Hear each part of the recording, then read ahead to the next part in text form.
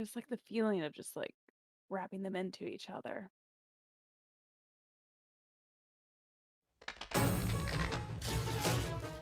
We're not live, are we? You're not And sharing. welcome to Doobie's Outsiders Arcana. No! The first thing anybody will hear on this stream is, I just don't like wrapping them into each other. No, I do. I like that. Well, that's it. We're live. Hello. Hi, stream. Hi, YouTube. Everybody say hi to YouTube. Hi, YouTube! What's up? Do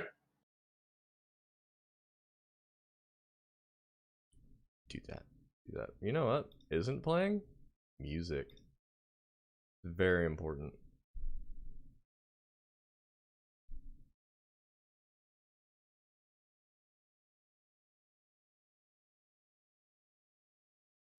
Do that one. I like that one.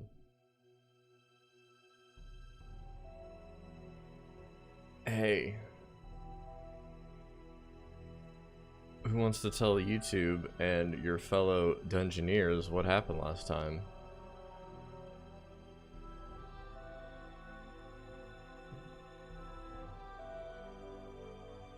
Got you. I did it last time. I was giving someone else a chance. Thank you Okay, for well- giving somebody else a chance. You get an inspiration point for that. God damn, how does he always get one? So I'm the only one that dies. Alright, well, fill in the blanks for me.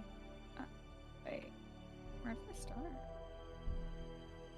Alright, so we fought off the 3 infiltrators who were trying to get in, hired by the War Master. One of the last one that was alive was a drow woman with a mask who killed Flynn with a wall of fire. Lesnar stopped the fight, and once the drow woman was left, she killed one of her companions, but she was part of Lesnar, his serious smart half. So we brought Flynn back to he brought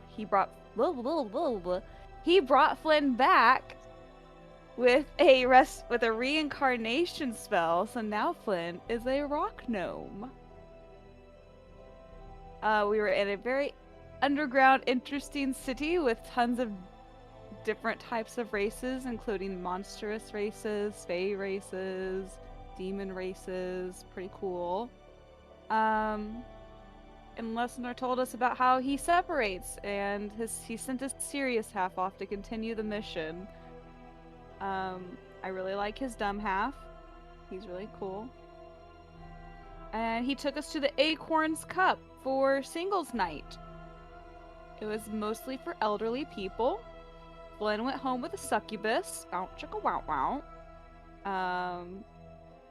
Bill had a bugbear that really caught his eye.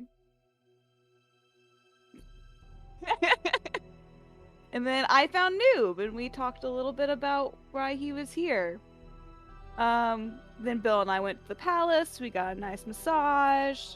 Met up with Flynn. He didn't like eating souls, so he went to some food trucks. And we went to the castle to meet Magdar. Is Magdar the queen? Or is she just a high-up official? Anyway, so we're in a city called Toothstoud, and she showed us an Orcus trapped in a sphere. What? Nothing? No reactions? Okay. So they're using his power for technological advances, and they found out 100 years ago it was all corrupty, it messed up with people like the plague, similar to kind of like Flynn. We asked, is Bulkia involved? And like, not really, she hasn't seen this. So we're like, but she might. We learned about the top student, East Bond. I should not be doing this ever again. And then we went to Havoc's crater to discuss. That was extremely detailed. Very good job. It's like I just watched the recording all over again. Yeah. But that works. It's my strength. Well, that's the recap. And you are in Havoc's Crater. This map here is a pre-gen one that I threw together that you guys can see. It's kind of got the right idea. Now there's a river in this city, so there's that. This north part up here for you guys, all of that is like mountain range, like all around this back side. And then there's the castle ward. The church that you went to is in this Bone Chapel ward. Havoc's Crater is up here as well. It'll be in this location. And then just the rest of the city. And you know, like, the castle ward itself holds the castle, and there's a large, like, town square kind of around that with all the marketplaces and whatnots. But you guys, you know, have some bit of reference for this world. But you arrive at Havoc's Crater. The large, actually a crater hotel that is suspended on a bunch of beams and poles that are kind of suspending it like up above the center portion of this crater. You can see the bottom is empty, dark, rock, stone, fun stuff like that. And the top is just a very simple wooden structure that looks to be a hotel. You all walk in.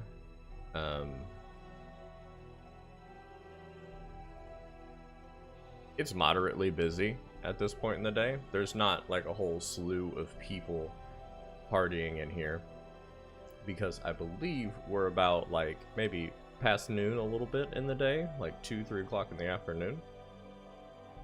But you all walk in here, there's maybe a dozen people inside eating, and you see a large goblin. Like a tall, lanky goblin.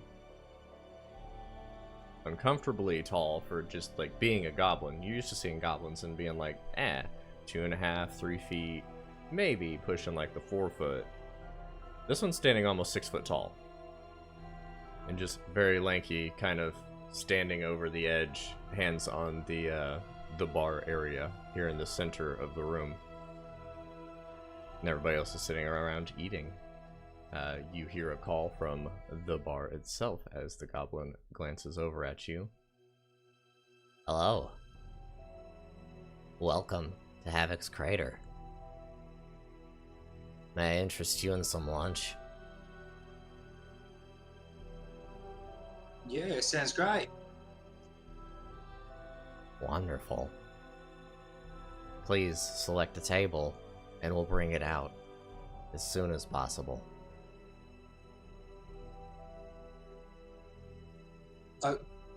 What's on the menu? Today we're serving meat patties. A lot of different meats, ground up and cooked. Fantastic. Yes, it is.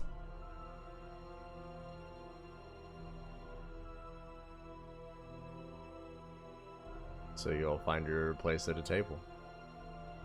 And you're waiting. I believe you all have to discuss some stuff today, so I'll let you do that. What are your next steps?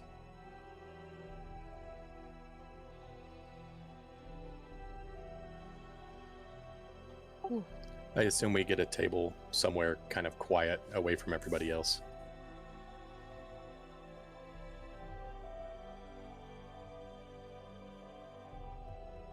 Yeah, it's easy enough to find.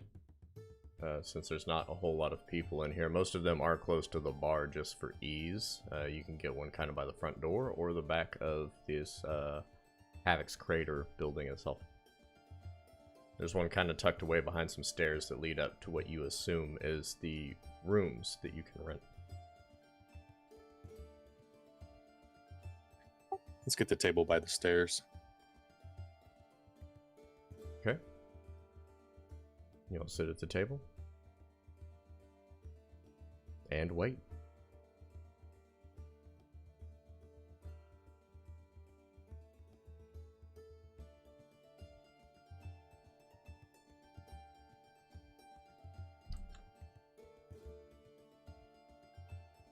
I mean, do we want to wait for our lunch, or do we want to just hop on into it?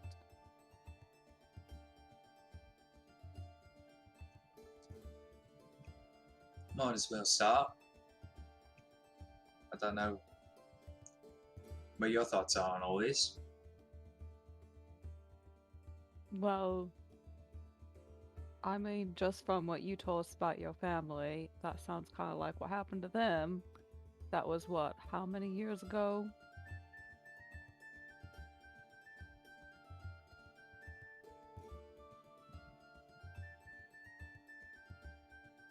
I mean, that shouldn't be happening. They said that stopped happening a long time ago.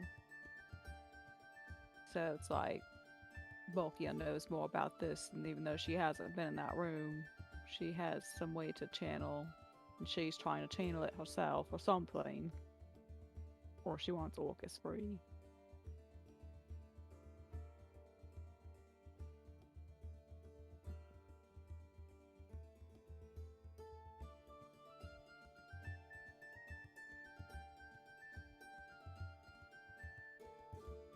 While this is said, you see a tall, lanky goblinoid walking your direction with a platter of food.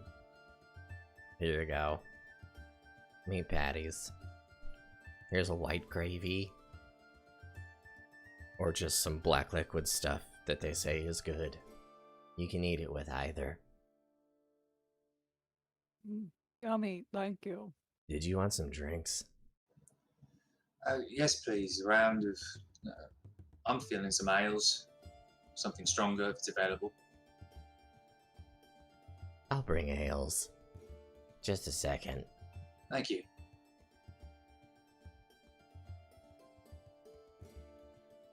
Is Goblin like all Goblin? Like he looks fully Goblin, or is he like half elf or something? Looks fully goblin. Bald on top, you can see he's a little bit older, wrinkled, wearing like these small little glasses. The clothing is fairly nice that he's wearing. Like kind of dressed up, nicer fabrics, not so much just, you know, your run-of-the-mill townsfolk garb. And he's a little bit more dressed up. But a moment passes and he brings 3 ales. There you go. I'll have your tab at the bar whenever you're ready. If you want more to drink, just yell at me. I'll be right there. And he kind of reaches out and points at the bar. How are you so tall? Yeah, I don't know. Just Okay. am. Alright, thank you. Yeah. What's your name, friend? Thomas. Thank you, Thomas. You're welcome. Thomas the Goblin. And he leaves you all alone to discuss whatever your next steps are.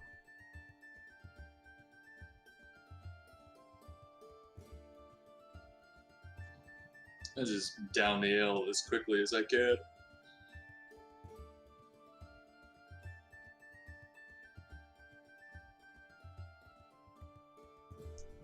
So,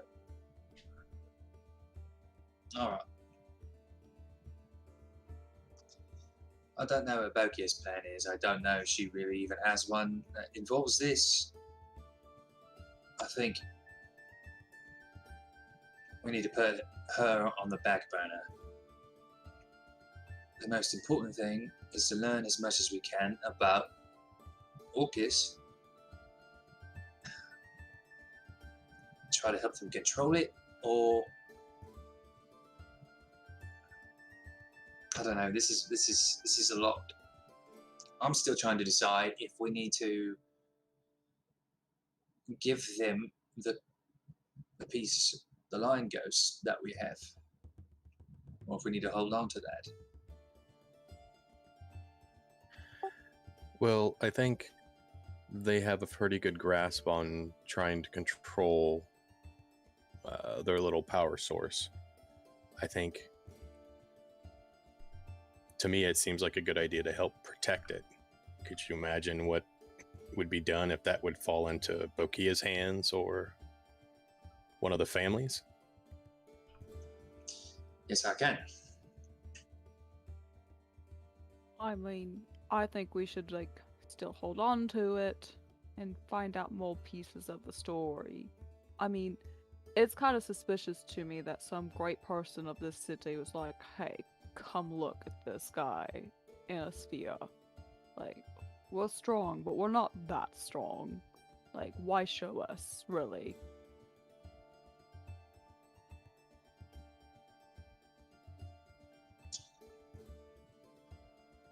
It was a little bit more open and honest than I was expecting.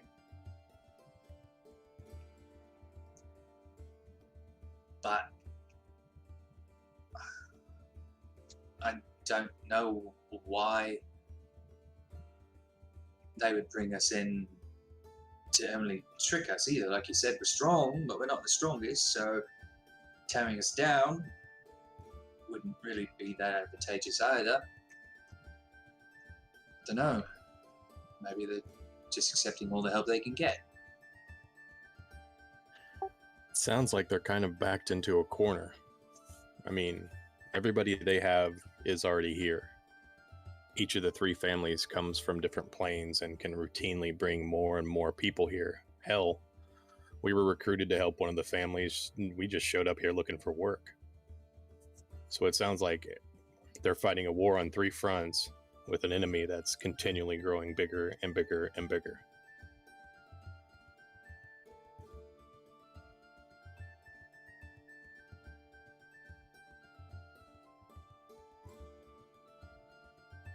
Well, if one of the families is from the Hells, it seems like there's a lot of creatures here that are also from the Hells here in this town. So why aren't they with one of the family they're supposed to be with and here? Because this seems more of like a refuge at this point.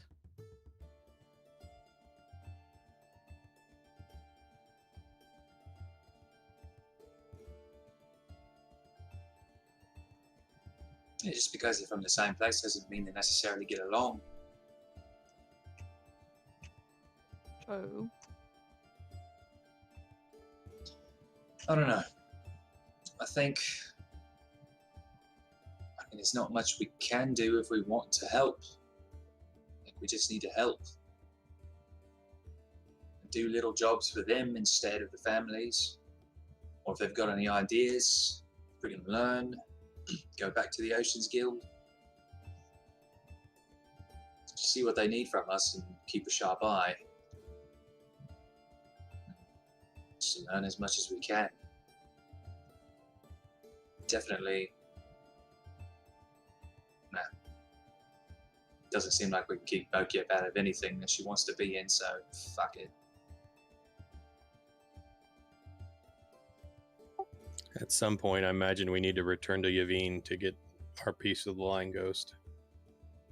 Maybe see whatever happened to Blub Blub.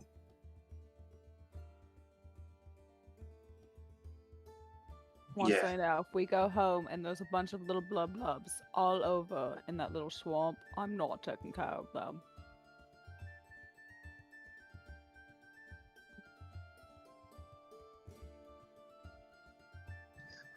That thought never even crossed my mind, and now I'm terrified.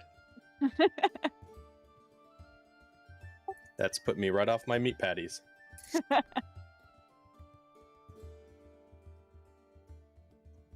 Thomas, may I have another one, please? Of course.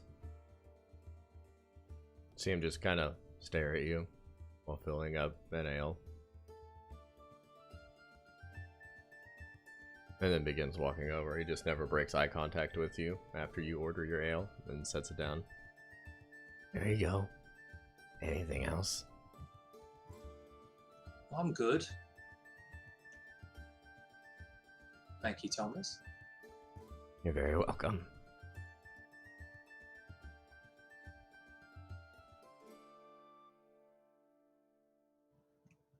I had a staring contest with him.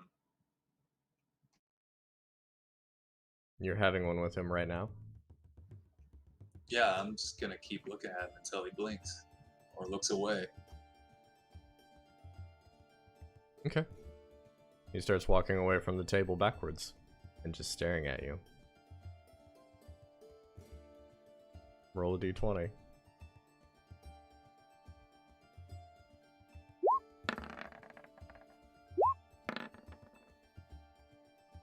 Thomas is a professional starer. He gets pretty far. He gets back to the bar. You see him walk in backwards behind the bar and then kind of shift over back to his normal position. And something just kind of like, you feel it land in your eye like a piece of dust, and you just immediately blink. You hear like the faint voice of Thomas from behind the bar. Gotcha.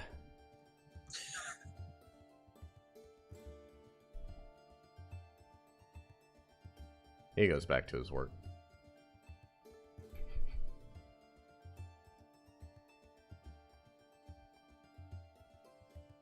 He's I drink that one really fast too.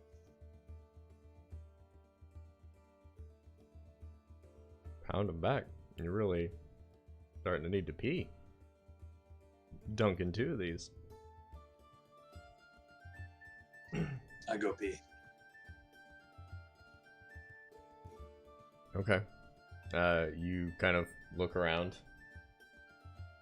Don't really see an entrance to a bathroom in here, or any sort of relief chamber.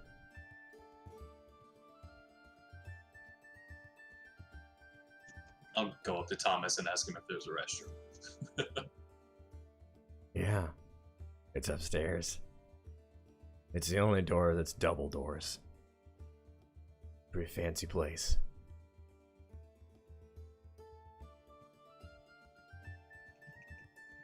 I commence. I'll be gone for a few minutes. Okay. You I- go upstairs, and Pharaoh and Bill, you are left at the table for a few minutes. I just want to keep an eye on Thomas and watch for anybody who goes up the stairs, or if I see him. I don't know. This guy's a little off. Just want to make sure Okay. Glenn doesn't run into a friend in the bathroom. No holes in the stalls or anything like that. Make a perception check, I guess.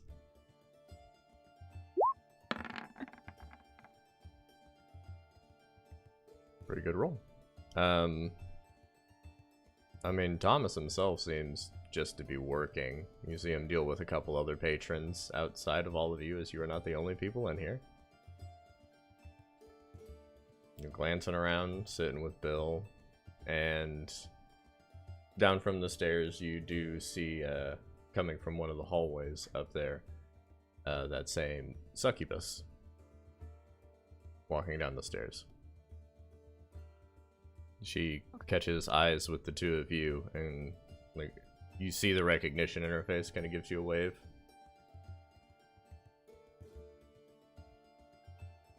And then nods and continues walking out of Havoc's crater. Okay. Anything you two are doing outside of looking for glory holes in the main part of a bar?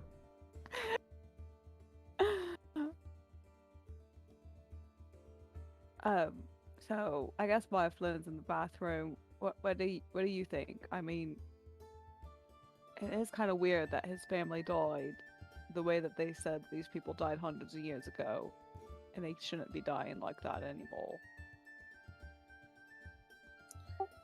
Well, we see weird time stuff here. I mean, we have ancient buildings next to brand new buildings.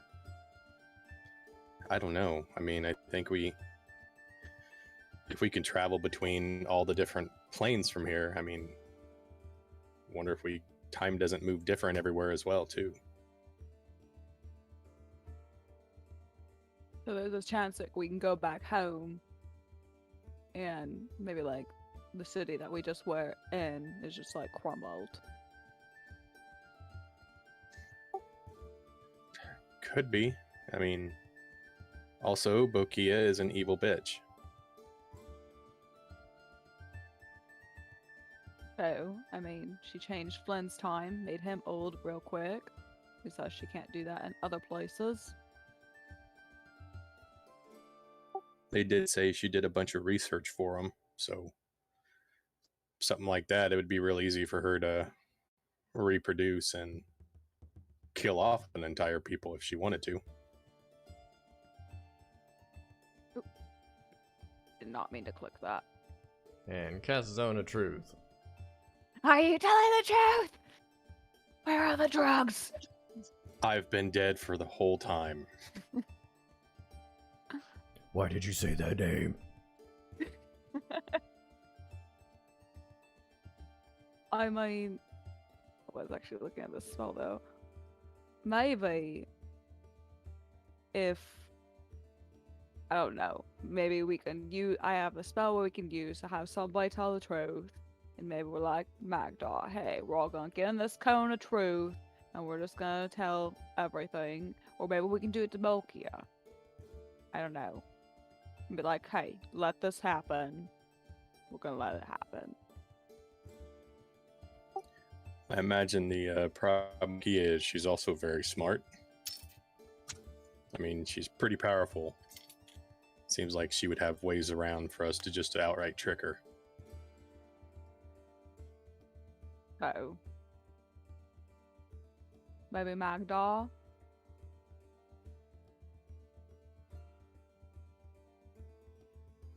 Do you really get the sense that she lied to us, though?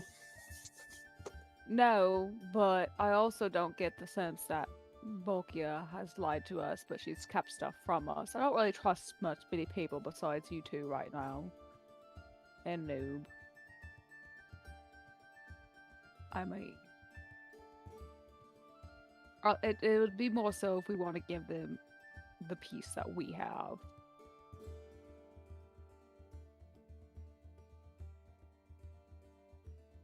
I don't really feel like parting with that until I know for sure.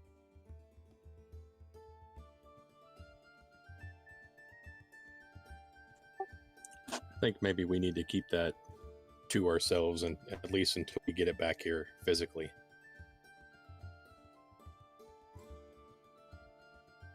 I wonder if they'll set up like a house for us here, like they did for like the Oceans Guild. That'd be nice. This is a cooler place, I feel.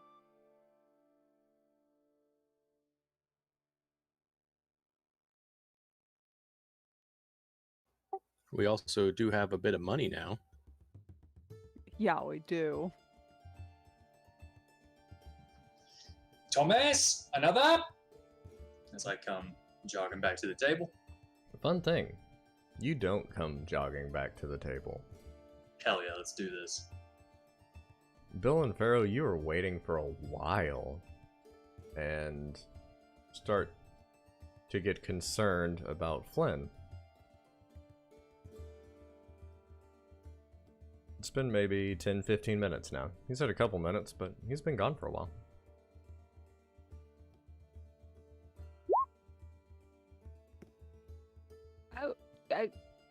You know, Flynn's not back. We should probably go check. I feel like it does not take that long to pee. Or number 2.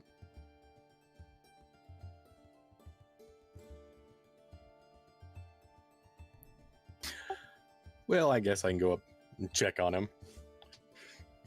I'll head upstairs to check on him. I will go and wait outside the door with you. Okay. So, Bill, you make your way upstairs. You kind of glance around, hearing that the bathroom is the only one with double doors. You find the only double doors. Kind of at the end of the hallway on your right, as Pharaoh follows and kind of just posts up between the staircase and that set of double doors. You walk in. It does seem to be a chamber with 3 separate stalls and just kind of like these wooden seats above holes that are carved into the floor. There's kind of like a wash basin with some clean rags and towels all nicely folded in a basket where the dirty ones are all placed. But there is no Flynn.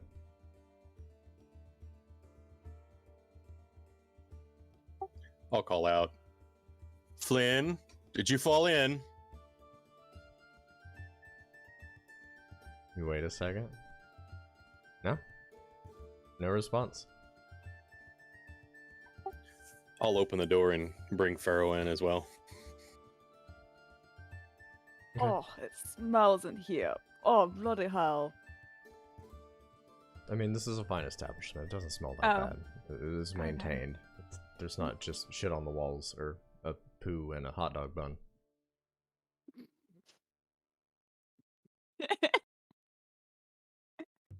Okay, I just assume with, poop holes, there'd be some smells coming out of them holes.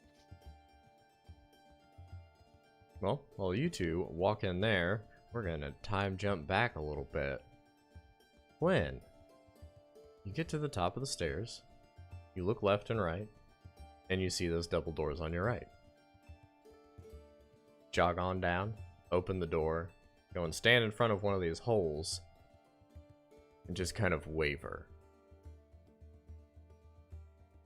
Your vision starts to tunnel, like just closing in, just shadow, until it gets to a small point, and then it expands back out, and you are not in that bathroom anymore. Am I still peeing? No, you never started peeing. You still have to Fuck! pee. You are chained up, ankles and wrists, around a post, sitting in a home that you recognize that you were in the previous night before.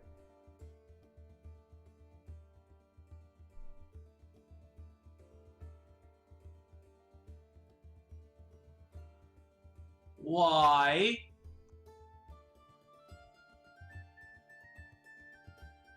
There is no response.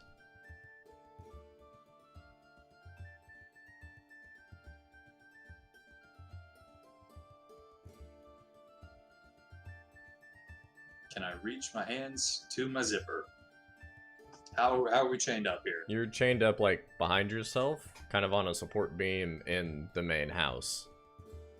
So with your short nubby arms, like it's pretty tight because you don't have like lanky arms. Your feet are loose, but you do have to pee.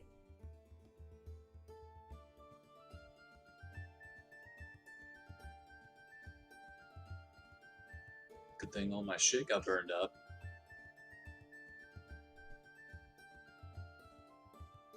Do I still have my bag on me?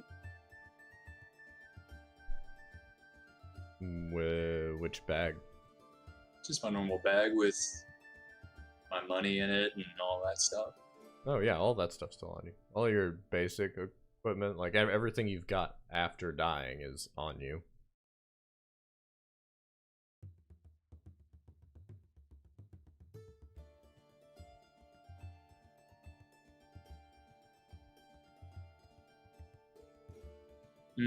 Okay.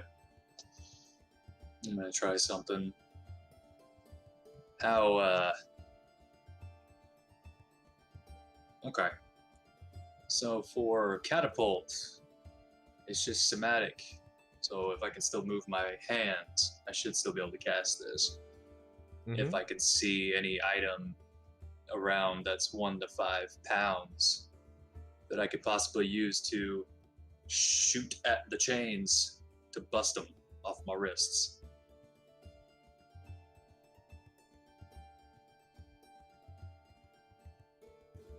Yeah, there's a couple things that are kind of in that weight category around. There's a couple like candle holders, like the little candelabra things.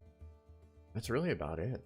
There's not a whole lot of stuff in this area of the house that you're in. There's some stuff like in the kitchen. You see like different sorts of containers for spices and all sorts of stuff that are stacked up over there. But the angle that you would need to launch that at the change would be a pretty difficult one.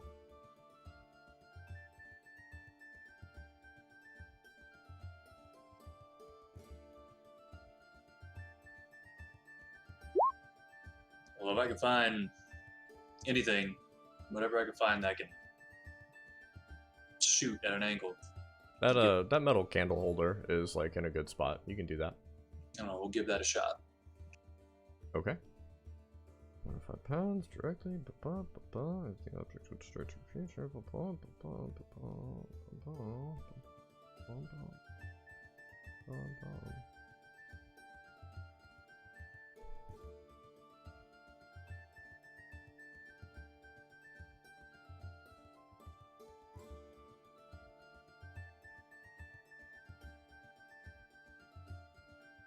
Roll 3d8. That's how we'll do this, since this is kind of a weird spell for targeting an object.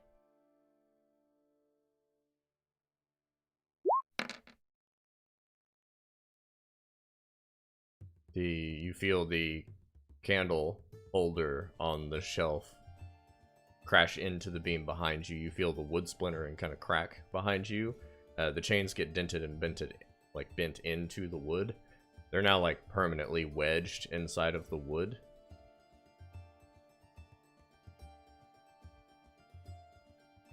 Did some damage. You damaged the support beam, and the chains felt like they went more taut. You can't see them since they're behind you around a post. But now it feels like they are permanently stuck in that spot with the force you used. That support beam, how's the ceiling looking above me? Pretty tall. Goes up about 10 to 12 feet and connects. You see it holding like the main beam through the center of the household, and there's the outlying arches that branch out. But I mean, it's a solid piece of wood. So I probably don't want to break this.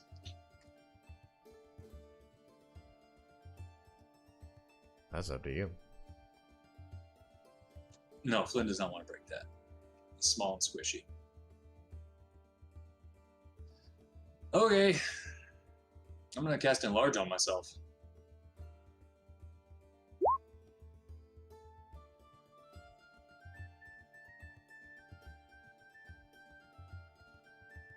I'm going to turn to a giant 6'2" boy.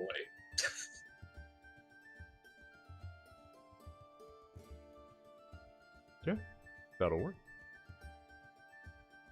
So you kind of mutter the word to your spell book as your spell book kind of floats out in front of you and opens as you cast Enlarge, and you increase in size, and you feel the little manacles around your wrist kind of stretch. It gets uncomfortable for a second before they break off.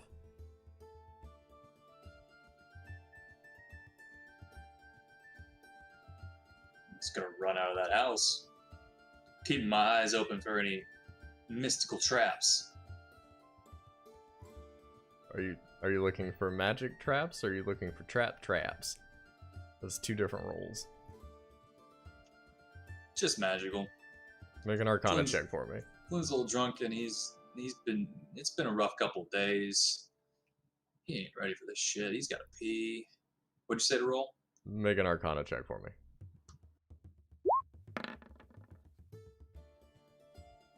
Looking around the room, you don't see anything magical that looks like it's a trap. You do, however, notice in your enlarged form in this house, following the support beam that you were chained to up towards the ceiling, there's almost a runic circle kind of above there that is written. You see kind of like a red liquid stuck on the ceiling that was encircling the spot you were in.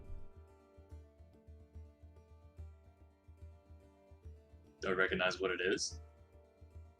As far as the magic goes, with an Arcana 20, no. You don't know what this spell is.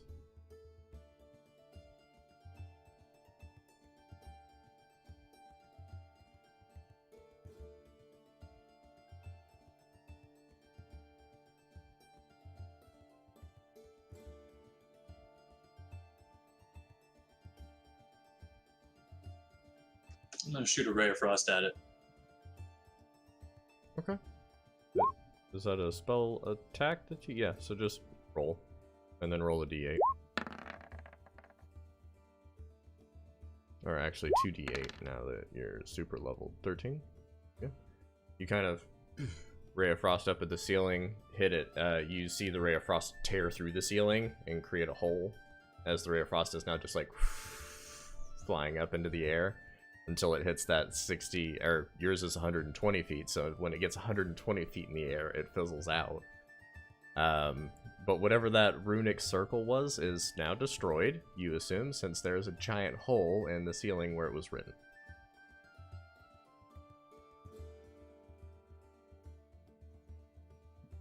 I'm running out. And you run out. You exit, and you leave the house that you had previously already left. In the meantime, Pharaoh and Bill, you're both looking in poop holes in a bathroom at the moment. What are you all doing? You find them in any of your holes? No, it just smells really bad. Well, we did see that succubus walk out. Maybe he's in like a room with that. They ran into each other, and he's in one of the rooms. Well, I can cast locate object for his little golden under armor.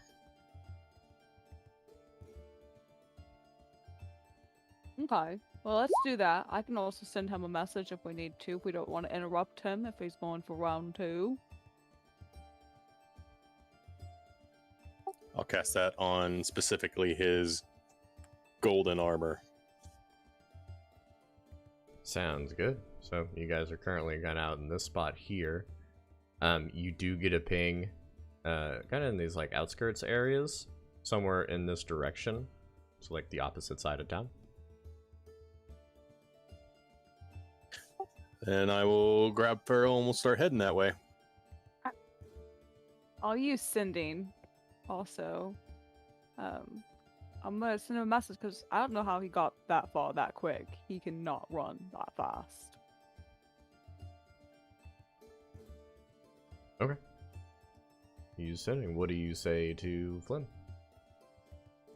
Hey Flynn. I'm guessing you left really fast somehow. Didn't find you in any poop holes. Are you okay?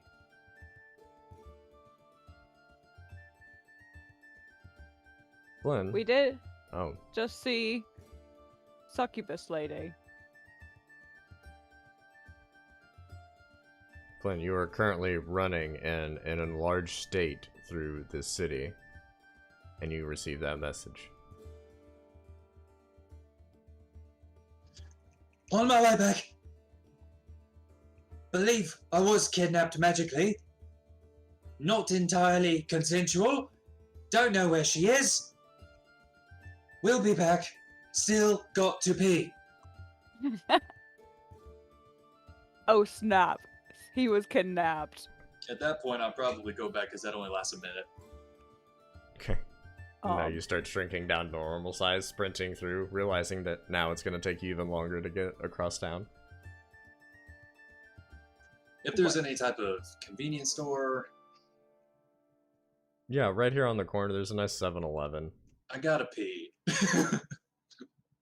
We'll see what happens first. The bathrooms are all sticky. I don't have to sit. You find a place to relieve yourself through your running after you feel like you get a good distance away from the house that you came to in. Oh, and I'm like checking everything, making sure I don't do that again. Oh man.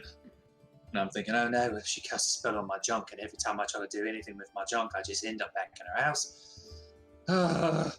That's not what a one-night stand is. That is multiple night stands, and I did not agree to that. Make a perception check as you get into the 7-Eleven bathroom.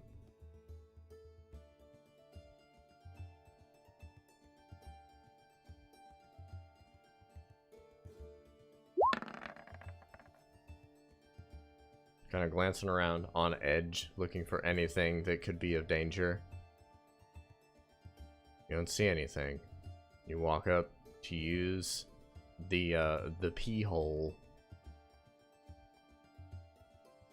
and right as you're about to start, a little rat comes scurrying out of it. Just kind of lets out a in your direction. Fuck! 7-Elevens, dude. You're making it too real, man. It's supposed to be fantasy. The rat scurries away. You do your business, and you're back on the hunt for your friends. Bill and Farrell, what are you guys doing? Are you still heading in his direction, or are you waiting for him? Okay, should we look for the succubus too? Or should we just head to Flynn? Let's make sure Flynn's okay first, and then we'll deal with the succubus. Okay. So we'll Calm wait down, around. but- We'll wait around outside the Havoc's crater. Yeah, you guys kind of standing on the edge of the platform that reaches out above the crater itself, waiting for your buddy Flynn, who is running across the entire city. About 10-15 minutes go by, and then you see him like lightly jogging in your direction.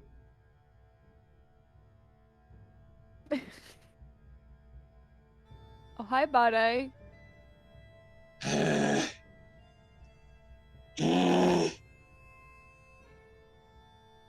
Did you pee? Yeah.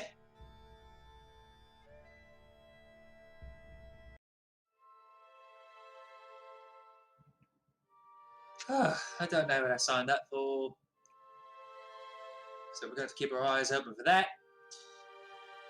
Well, I literally just saw the succubus leave right when, like, you went to the bathroom. The same one.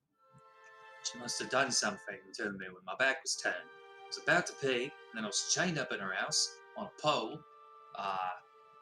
There was some runic circle above me. I got enlarged to break out. I shot that because I didn't know what he was going to do. I put a hole in her roof. That was unintentional, but it's been a stressful few days for me, you guys. I mean, you can really hold your own. I'm quite impressed. We should probably handle that issue before. Don't want you going to pee every time, and you gotta look for, I guess, runes. You said runes is what she had.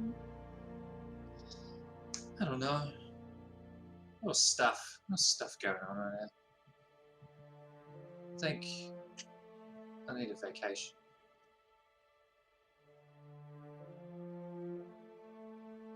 We need to pay Thomas.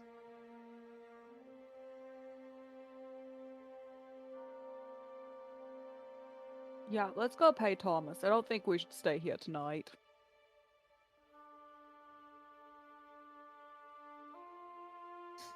Frankly, Thomas by himself was creepy enough to make me not want to stay here. Yep, pretty much. I feel like he knew what was going to happen too. I feel like he was like, yeah, go to the bathroom, Flynn. Do it. Do it.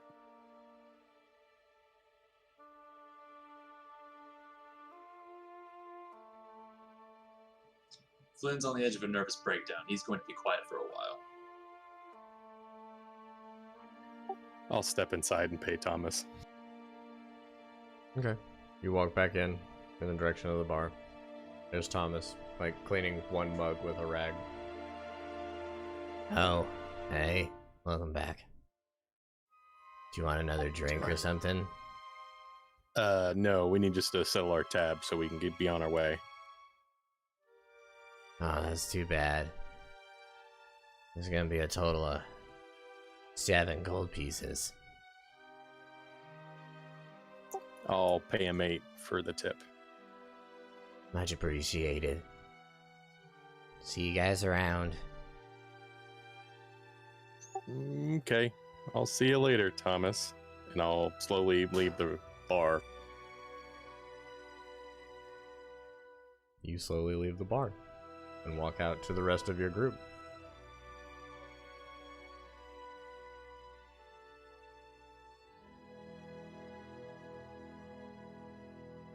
Are you? Man, that guy is creepy. Yeah, he's pretty weird.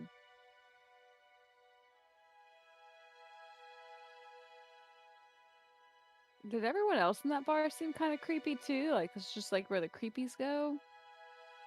It was literally the most normal crowd in a bar in the afternoon. Like, it was just some townsfolk having drinks and eating lunch. Like, there wasn't anything that weird outside of what you all are making weird.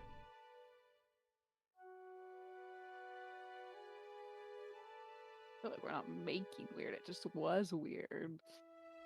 Hey, you don't know Thomas. He might be the nicest guy in the world. You didn't even get to know him.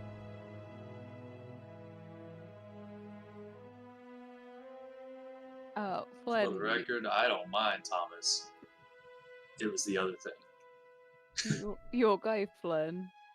We should probably go find her and talk to her and be like, hey, Why are you doing this and this can continue? That's still on my list of the biggest responsibilities I've got to take care of right now. Yeah, but this responsibility could just take you away at any moment. I can think of worse ways to die. Fire, for example. I mean, didn't you say she eats souls? Well, it's a demon, isn't it? I mean, what if she's like, ooh, I sleep with you once, that means I get to eat your soul. I don't know. I don't know. Farah, I died. I was old. I'm probably still not cured. Bucky's everywhere. It's a fucking god in a bubble. I don't know what to do. Wow. I need to get another jacket. And maybe a flask. A never-ending flask. Wow, I've never really have put it all out there all at once. That is a lot. Had quite a week. I'm paler. My ears are pointier. I mean, it really brings out your jawbones. Your jawbones and like your cheekbones though, the skin color, like it's really flattering on you. So you got that going for you. I'm gonna get a new coat. Mm. And I walk off to look for a coat store, a clothing store, and make sure there ain't no succubuses sneaking up on me. Okay. Make a perception check to cover all of that.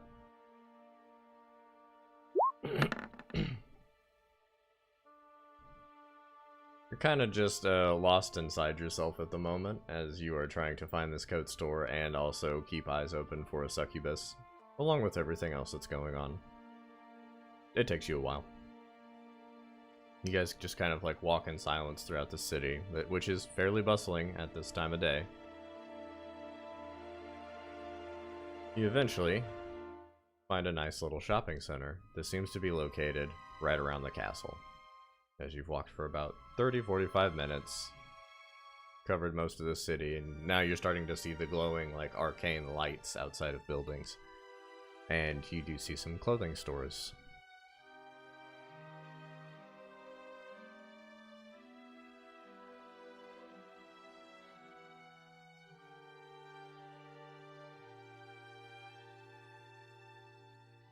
I'm gonna go to one that looks like, let's go to the first one I see, really. Okay.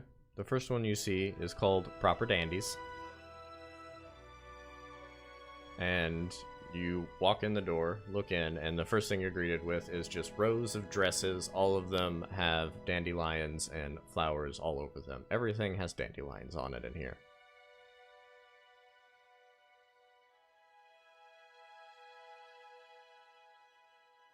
That's all I see are dresses. Dresses covered in dandelions. No.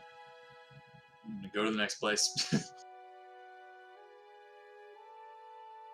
The next place, as I you... will say, I'll be like, hey, everyone's got like nice dresses and dandelions and stuff. If you're into that sort of thing, if we ever go to a fancy thing, it'd be good.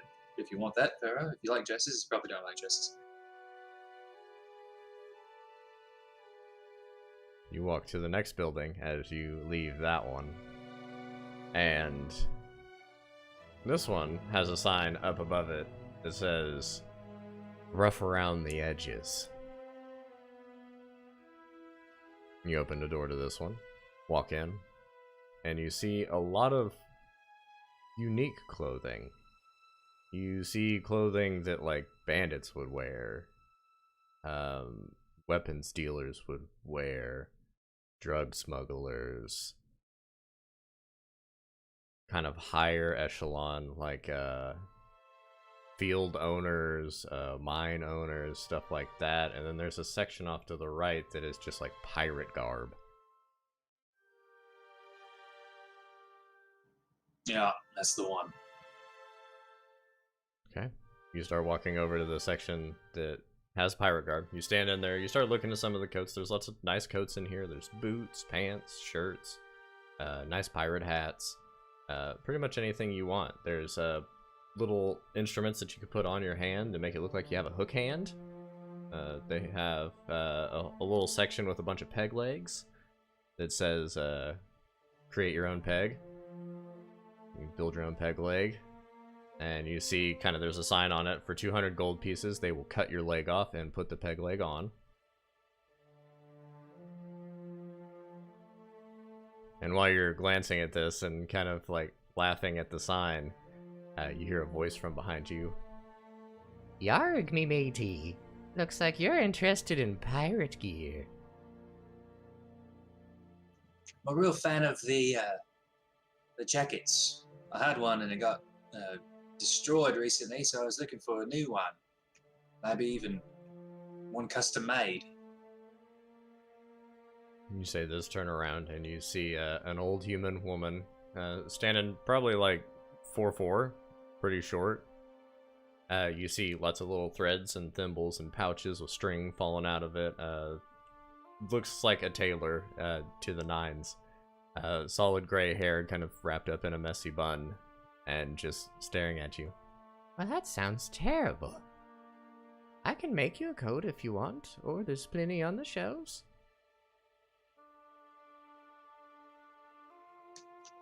Sure, yeah. I like what I've seen, but something custom made I think would be even more top notch. Yeah. Very well, let me get your measurements. See, she just pulls out like this long twine that has these little black dashes all over it. Measures you for the next 5 minutes. Easy enough. Well, is there anything specific you want on it? The style, colors, buttons, pockets? Definitely pockets. I want it to be sort of a navy blue with some dark charcoal trim. Simple buttons, brush nickel, maybe. Yeah, inside pockets, I like those. Easy enough. Pretty simple. I'm an easy fella. I Oh, and I get my wizard hat that's got the stars and stuff on. I'm like, is there anything we can do to make the hat match the jacket? Put some fabric around the original design, or is that? Well, let me see the hat. Kind of reaches across to take the hat from you.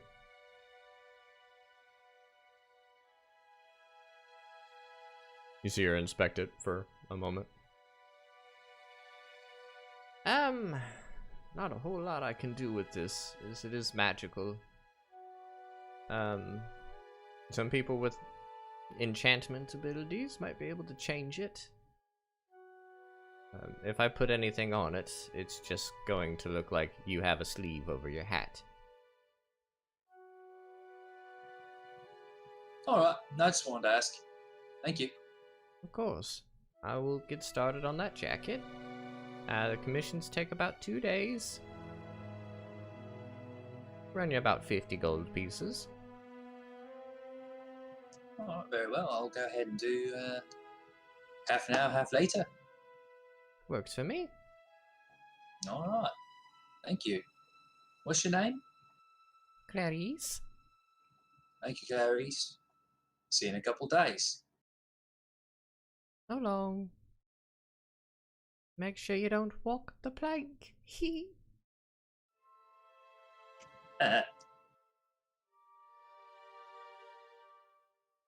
And you leave rough around the edges.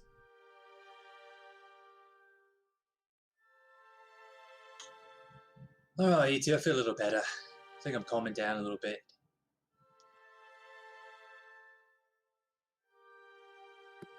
What you want to do? I mean, if you want to have a relaxing night, we can stay at the palace. Sounds like you need it. Get you a nice massage. Maybe. They have great massage beds, too. What the hell?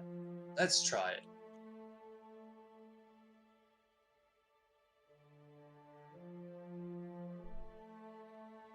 Okay, so you guys are going to the palace?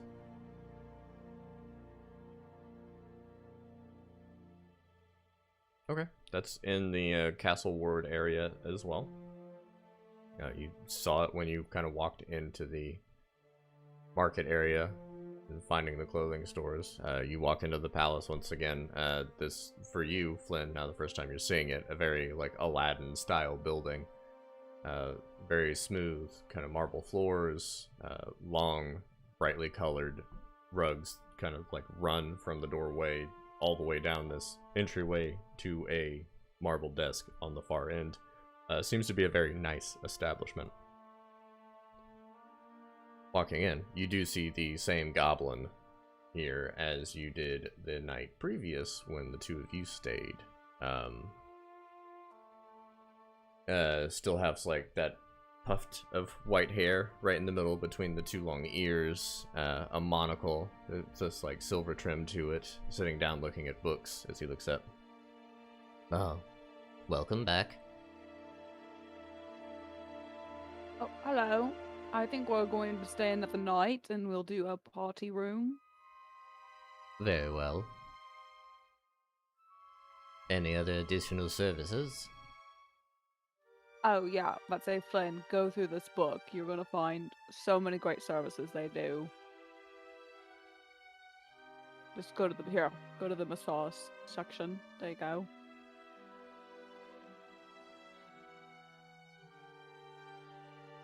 There's a lot of packages in this book. It's a very big book. Is there anything that's just like just a basic relaxation with maybe some tea? I could put something together for you, yes. How much tea? A big pitcher. That's a lot of tea. Very well. You see him start scribbling through and flipping other pages. And how relaxed would you like to be? Optimal relaxation. That's a lot of relaxation. Very well. One more thing. Do you think you'll be hungry throughout this? Yeah, a little. We'll add a dinner. Alright, I've put this together. We call it the Little Guy Special.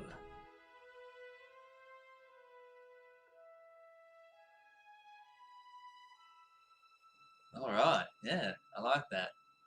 It's 200 gold pieces, All right. and the room for the three of you would be 75. Is that each or split, right?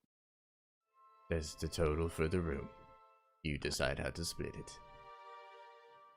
Just gonna do the whole of it. 275. Oh, thank you, Flynn. Well, I'll do the massage bed and then the morning massage again, if you don't mind. Oh, very well. That'll be another 25 gold. Okie dokie. Give him that. Now he's just staring at you, Bill. What do you want, Bill? I'm fine with just the room, thank you. Very well. Enjoy your stay at the palace.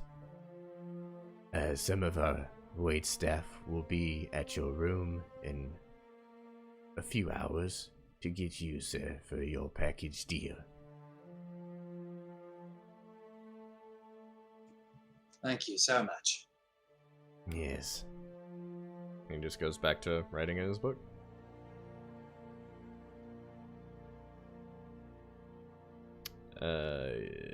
He does still hand over the same card as last time, like the same stone card that has an arcane symbol on it. Just kind of slides it across the counter to you. You two know where to go, so you lead Flynn towards one of the high towers where you walk up to one of the higher floors on the tower. And there is a massive open suite, marble floors, tapestries, carpets, a very nice room. Individual beds that aren't all crammed together like you guys are used to. They're kind of smattered about. There are 3 beds in here exactly, and one of them seems to be a little bit larger and bulkier and have like some tinkering done to it. Pharaoh, you recognize this as the massage bed, your vibrating bed.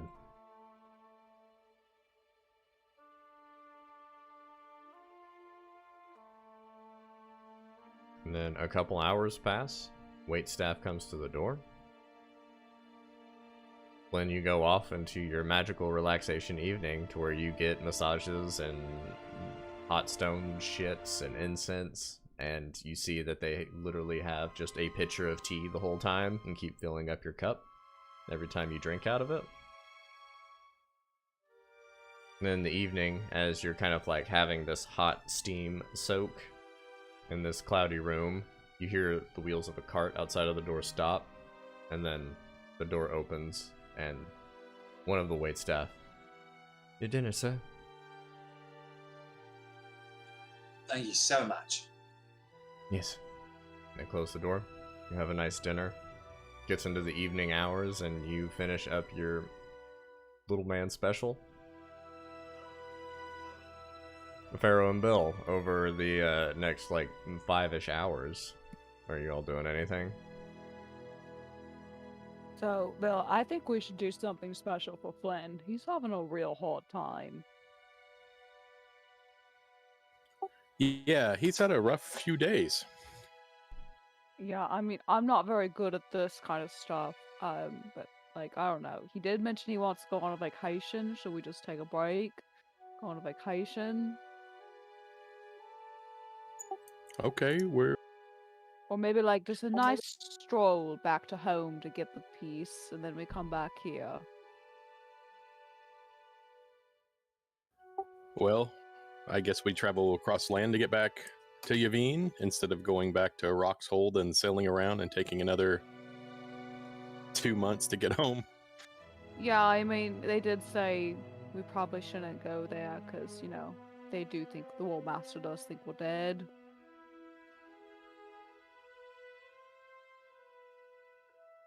Which really stinks because I really like that H&H place.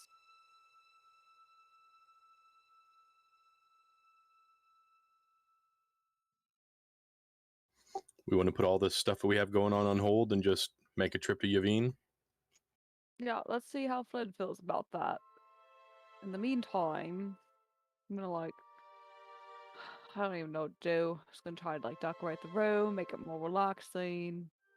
Maybe we can get like some scented candles to go around his bed. Make sure he sleeps well. Well, my first thought would be to get him laid, but that's kind of what's causing a lot of the problems. Yeah, I guess we have. I mean, how long? He's gonna be gone for a while. Should we go visit her and be like, "Hey, don't do that, please"? It's kind of Flynn's business. I'd rather have him there speaking for himself if he wanted to approach her. I mean, I can send one more message today. Should I be like, "Hey, just want to see what was going on. It's gonna be a frequent thing while we're here."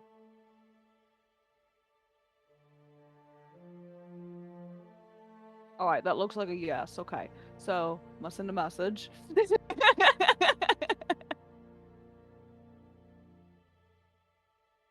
Okay. Hi, succubus lady. Did you kidnap Flynn? Please don't do that. Will this be frequent?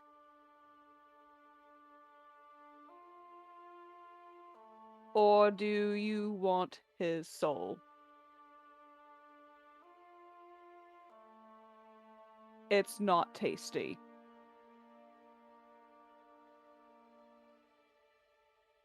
Later. Getting really good at this, Bill. Really good.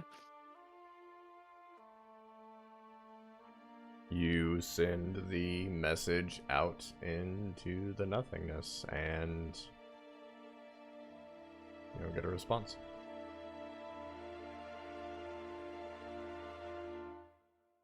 Okay, she did not reply.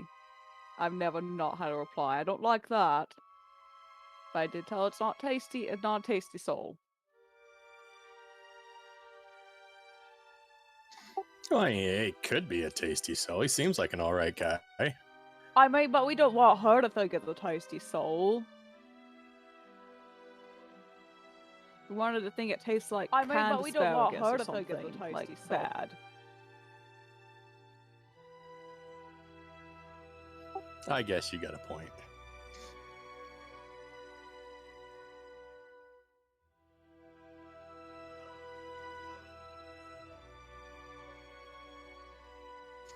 Well, do we want to go shopping in the morning and prep for our trip to Yavin?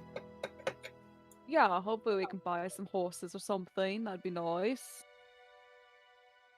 In the meantime, I'm gonna go down to the front desk, get some candles, make a relaxing area for Flynn. That's what I'll do. I'll go pay for some candles. You go and buy some candles. You buy 2 gold worth of candles. Some nice, in-scented, smell good relaxation candles. You take them back up to the room.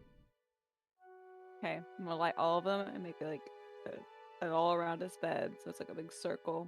And then I'll have like one little area where at the bottom of the bed where he can like still walk in to it without stepping over the candles so it doesn't catch on fire. Okay, you make a maze of candles. And now your room is very hot as you've lit all the candles. And Flynn, you walk back into the room. And you're greeted with, like opening an oven door when you open the room. Just this wave of heat kind of hits you, and then you open your eyes and are greeted with this row of candles leading to your bed. Did you get all the same scents or different scents? All different scents. Shit.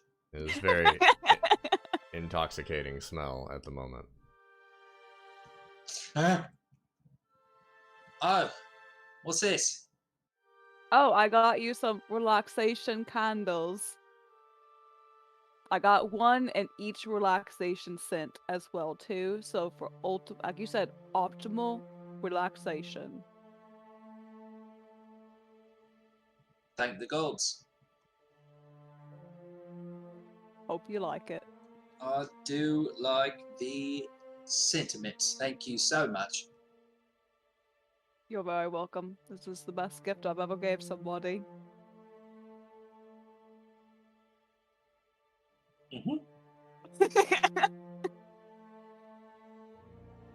In his mind, he's thinking of Noob's little weapons and be like, no, that's not true, but fine, that's okay. Those aren't gifts, those are necessities.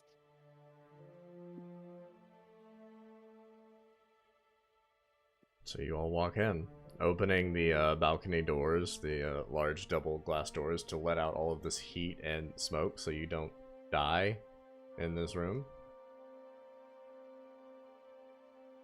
You'll eventually find rest.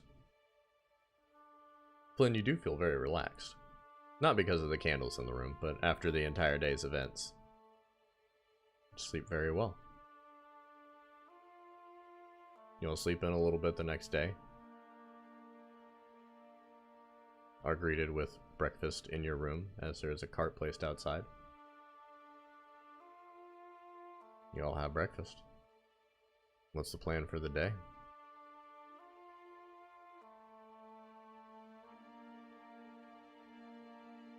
Just gonna go at some pocket pick and be like, Bill, you want to tell them our idea what to do?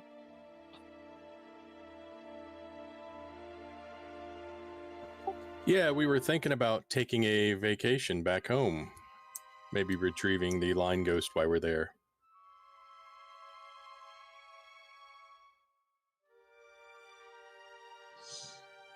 Sounds like it could be a good idea, just to have it with us in case you need it. I do wonder though, because with Lacenar, his other half, she does go in and kind of infiltrate and learn secrets. I wonder if before we go, we ought to talk to Magda and see if there's anything we need to keep our ears open for. Maybe something we can learn to bring back, perhaps. It's a good idea. She may have a quest for us going that way as well. Just give us something to focus on, one thing to focus on, and then yes, get the line ghosts and just sort of take our time with it.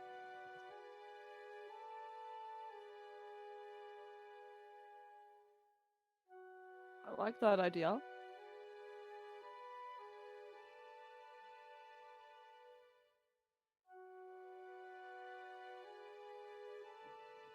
Well, my coat should be ready tomorrow. I want to find someone to make this hat look a little different. Trying to make it match my coat. Maybe get another shirt. Other than that, I'm pretty good. Maybe some more potions. We could talk to Magna today, get some supplies, get ready, and then maybe leave tomorrow after I pick up my coat. Was there anything else you guys needed? Any new clothes? I mean, I think we have some clothes at Yuvine that are being made, so I think I'm good. They've probably been done for a while, so. Oh, crap. We do need to go back to Roxhold and get those things, even though we're not supposed to go there. The barrettes.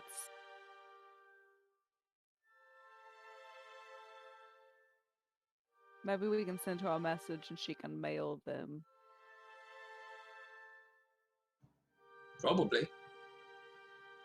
Okay.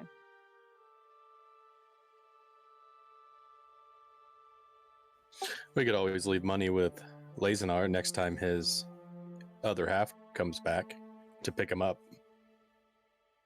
Maybe leave a note for him, though. He's pretty dumb in this form. Pin it to his lapel.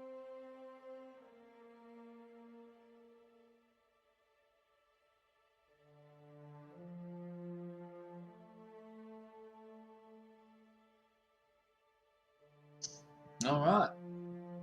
Magda first, supplies first. Let's reach out to Lesnar. We told him next time we go to Magdar, we'd bring him, since we're trying to help him move on up. I forgot. All right.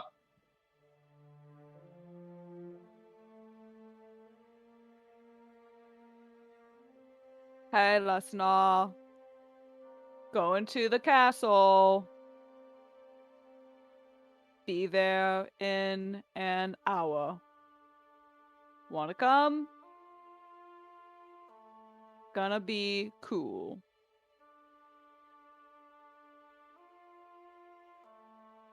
Okie dokie. Well, see you there, buddy. Bye-bye now. You send this message into the ether. I'm getting really fast at this, guys. A moment passes. Wow, you seem so much nicer in your messages. Yeah, I'll be there. Sounds like a good time. Goodbye. Guys, am I not always nice? You are always nice. It's just sometimes you've got an intimidating voice. In certain situations, it fluctuates and sounds a little different. It could be intimidating to some people. I mean, I feel like I'm getting better about that. I feel like I'm really becoming a people person. You are. We're all learning and progressing. Okay, well, when Lesnar gets here, I'm gonna give him a big smile. How's that look? Good? Very nice. Hi. You're at an 11. Bring it to a 9. And then, almost.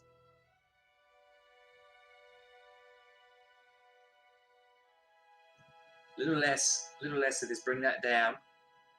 No. Just do whatever feels good. Feels good, it is good. That's what I say. An hour passes, and you all make your way to the castle itself to go talk to Magda. Lysanar is standing at the gates just waiting for all of you. You all approach. Hello. Oh god, you're terrifying. What is wrong with your face? Oh, I'm trying to look more friendly. That is not the way to do it. Oh, okay. Good to know. Thank you. I appreciate the feedback. You look like you just killed a bunny and were very excited about it and then walked over here. Ah, that was the analogy I was trying to come up with. Oh. But I mean, it looked happy. I was just trying to think of a way to make it look less menacing. But hey, she is getting there. It used to be way worse. Okay. What are we talking about with Magda? Well, we're wanting to take a trip back to Yavin for a spell, and we're wondering if there's any type of job for us to do on the way there, any type of infiltration or knowledge gathering, you know. Okay. Let's go. The gates open, and you walk up the 5 billion stairs to the main doors of the castle. The large, dark stone jutting mountain-like structure that is the centerpiece of the city. You get to the doors. The doors open. You walk in. The doors close behind you. Once again, you're greeted with rows of pillars on either side that branch out down the hallway, and at the far end of the room is all of that stained glass with the glowing luminescence from that orb you know is on the other side. Wait a few moments. And another swarm of bats come flying from the top and then into Magda, the orcish woman. Hello. Welcome back. Take it you've had time to think about what we discussed? Oh, we did.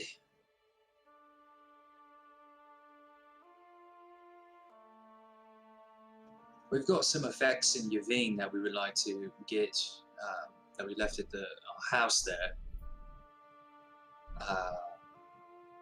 Was there anything that we could do for you on the way there or on the way back?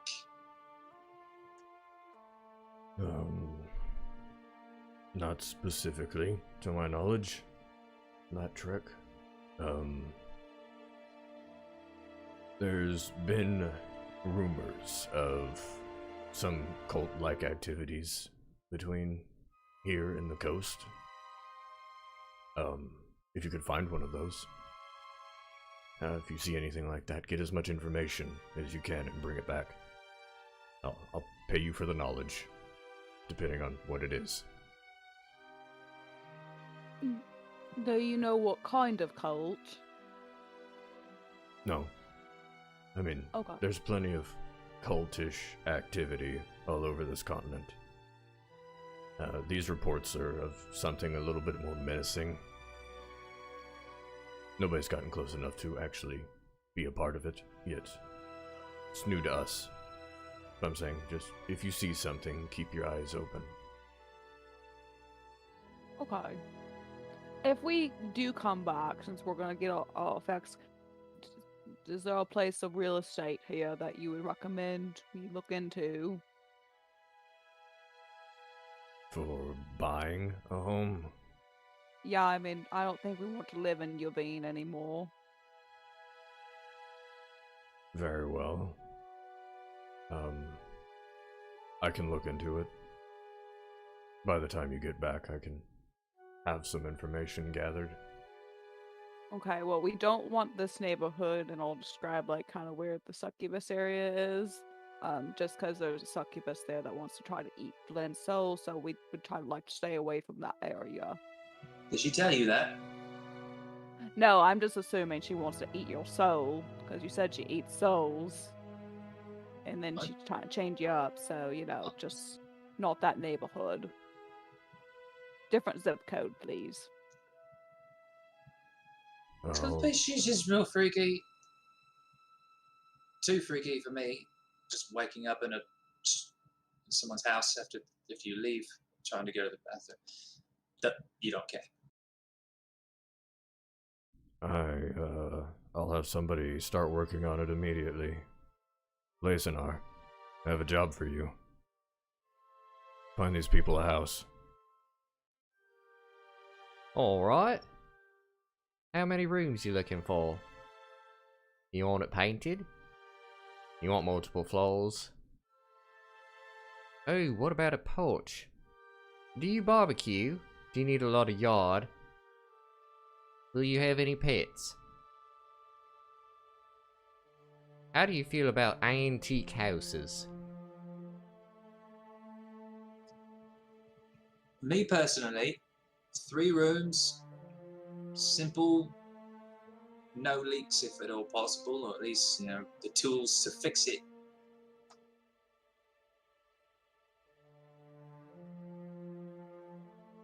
I mean, I'd say maybe 4 for a guest. And if not 4, 3's fine. But maybe like an optional swamp pit. That'd be nice. Deal? Be nice if it was pretty secure. I mean, being able to keep people we didn't want out. Alright, so 4 rooms. Simple. I can do that. Do you mind if it's haunted? Probably get a discount. Or it might be more expensive. I'm unsure. I'll look into it. No haunted. Maybe haunted. Depends on the ghost. Nice ghost only. I'll make sure I get someone to ask the ghost if they're nice or not. Oh, Alright. if we have a package delivered, could we send it to your address by chance? Oh wait, we probably shouldn't have people from Hawkshold know about this place. Yeah, you might have a hard time getting a package delivered here. From Could you give- Roxhold. Your serious half, if we gave you a letter, could you give it to your serious half next time you see them? Oh, I mean... they're gone for months. It'd probably be best just to ship it somewhere that you can go. If I send them a message, will they answer? Probably not. Okay, we'll ship it. What if you message the lady who's making the breads, see Yeah. if she can get them to Airzy, and we all know that Airzy can teleport things to people. Maybe he can send it to our house in Yavain, or send it directly to us. Oh, that'd be great. That's a great idea. Did we already pay for them in full? No, we had no money. Fuck. That is also letting the people in Roxhold know we're still alive. Well, we could say Elsie was like, oh, I mean, they said when they die, I get these barrettes. And then when he teleports it to us, maybe we can leave like a little money in a place and then he can pick up the money too. I can disguise myself. No, I just go in alone. Just reveal my face to her. I don't know if she's directly involved with the affairs of the War Master. I mean, we were able to just go from one tower to the other and conspire against them. So I got a feeling word doesn't really travel around Roxhold too well.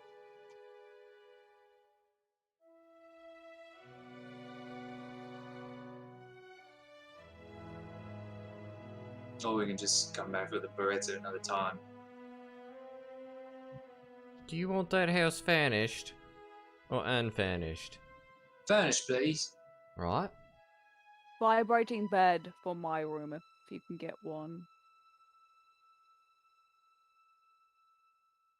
He's just over there writing down notes. He's working on his new task.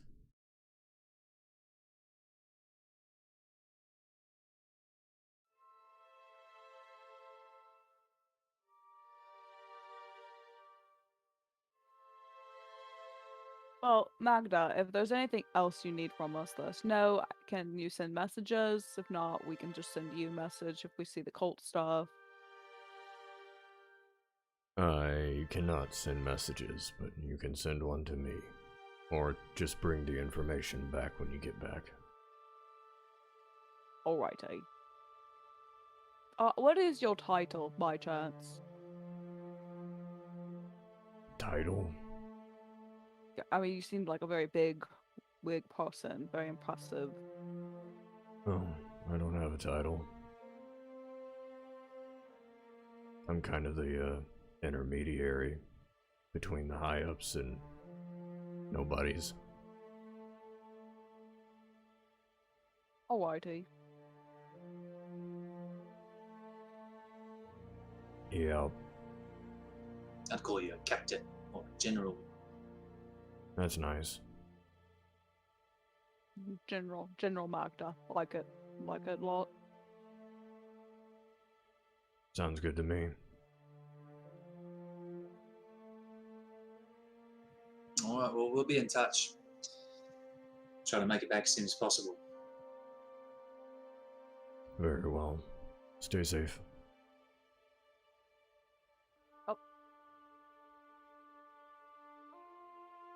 You guys start walking out through the gate, and you hear Lacenar behind you just mumbling about houses. Oh, well, that district might be a little bit too expensive. Oh, maybe I could just give them a variety. Get some of the nicer houses, the medium houses, and the lesser houses. They might like that. Lesser houses don't have a yard, though. That'd probably upset them. Bill seems like a real outdoorsman. Yeah, we'll have to probably skip that part. I like your begins process. He begins his new career in real estate. A We good, just better, just gave him some job security. a good, better, and best option. You know, he's not that dumb in this form as I thought. You all walk through the gate. Alright then. I have this super important task to do. Moving up the chain. I will find you housing. When you and your other part are together as one, can you send messages? Yeah, we can do a lot of things. Okay, great. Just, yeah, when that happens, if you want to send us a message, let us know everything new going on. Great. Yeah, if they come back before you do, I'll reach out.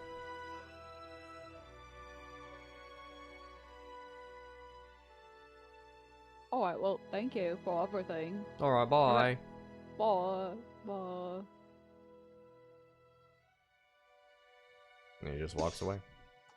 Pharaoh, what if you send a message to his other half? He If said she- he said she wouldn't answer. Oh, did he? I'm Yeah. gonna say she can get the barrettes and then just meet us somewhere at some time. We could just message Ezzy and be like, "Hey, do you mind picking these barrettes for us? And if so, can you like somehow like get this money from us?" I just don't like to ask too many favors, especially when we're kind of in a hot spot. Don't Well, want to put anyone else at risk. let's just see how it goes.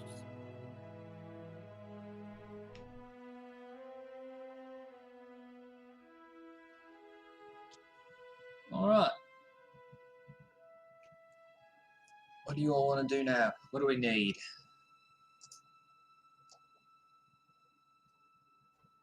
Well, do we need to get um, you a backpack and some supplies? Horses. Could get another bag. And got a jacket being made. The hat thing, if we've got time, it's not necessary. It's more of an aesthetics thing. Maybe some more potions, more rations. just in case I get tired of the taste of the good berries, which is not likely.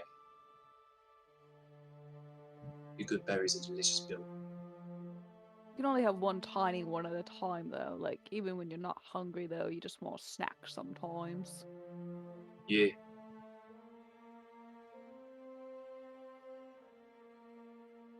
So I always have some pocket bacon.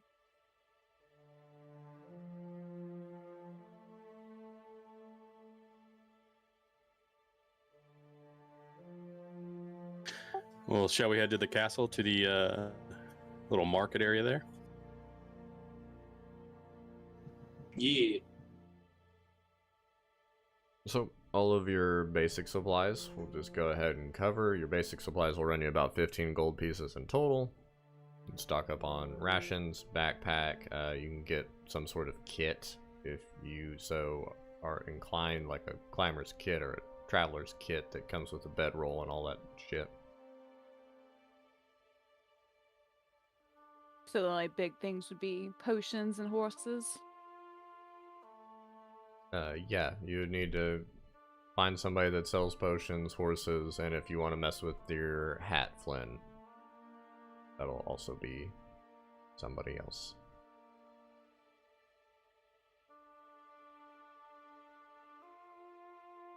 How many rations do you think that would cover? That'd probably cover you for like 2 weeks of rations, like 14. Looking at the map, if we could just guesstimate by walking / horseback how long it takes to get there.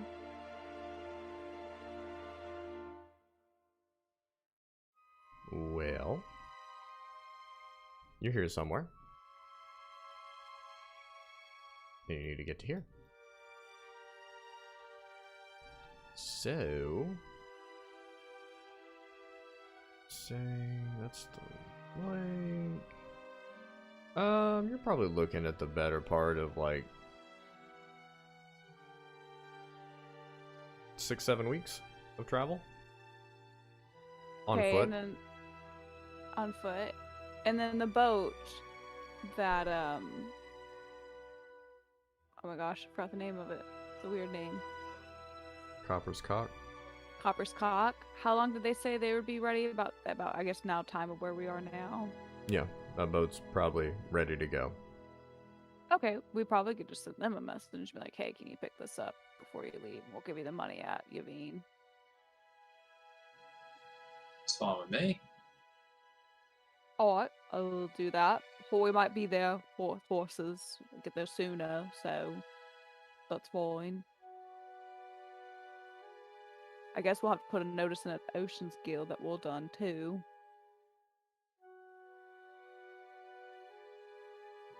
Do what? Do we really have to tell them Do anything?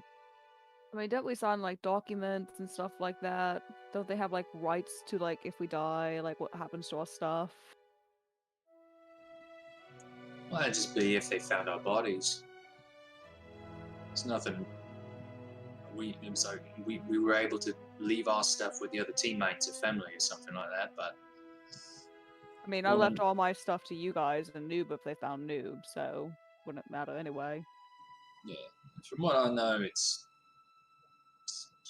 doesn't seem like a strict, job policies.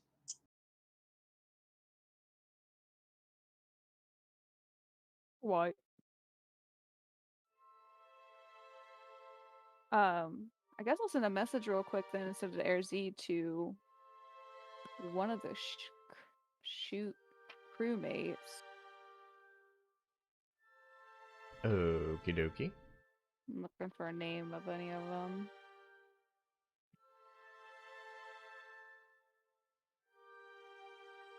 Jean? I guess Jean was the one we were kind of talked the most to. Yeah. Being the half elf, second mate, first mate. Hi, Jane. It's Pharaoh. Can you pick up some barrettes at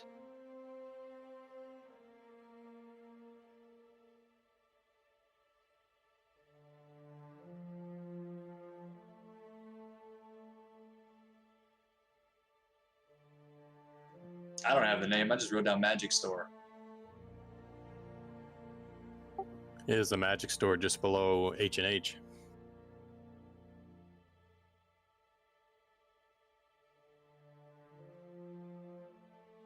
The magic store below H&H. We will pay you in Yavine.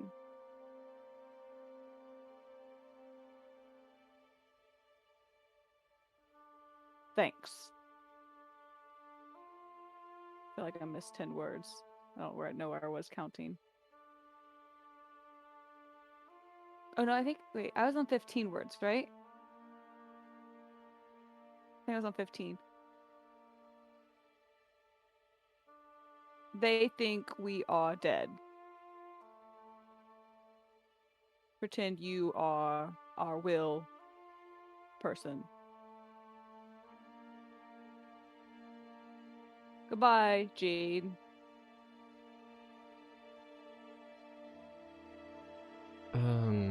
Yes. I can pick those up. How much will it be?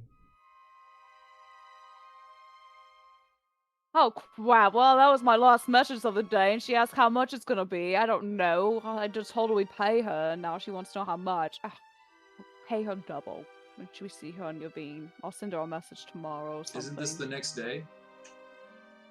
I sent one to Lessinar today. Oh. Alright. I only have 2 third level spells.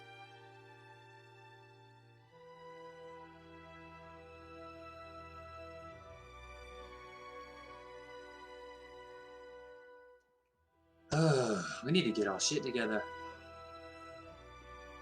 Whew. It's been stressful for everyone.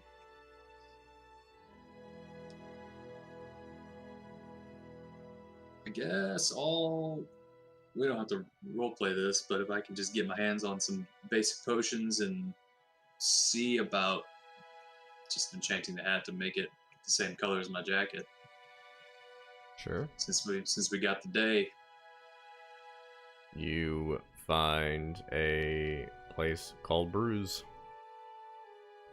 Walking in, it does seem to be a magic shop with potions. Seems like the place where you could combo those 2 things. You can get potions. They have a slew of basic healing potions available, and a couple of the 2nd level.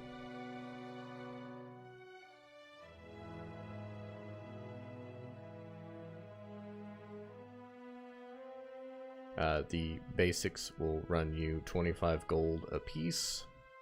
The medium ones are running 100 gold apiece. I'll spend 100 gold and get 4 basics. Okay.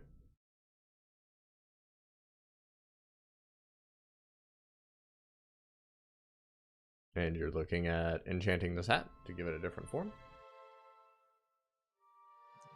Yeah, I'm alright with the pointy wizard hat. It grew on me. I just want it to be like a blue with the black trim to match my coat. Okay. The person you're talking to explains kind of like the transmogrify process to where they can change the appearance of things. Explain that one won't be too hard. They can probably do that within an hour. That service to change the appearance of things costs 250 gold pieces.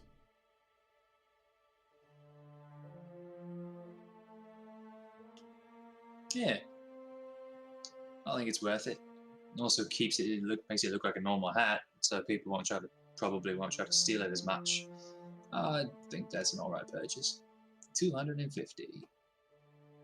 Did you want to get a never-ending flask? Ooh.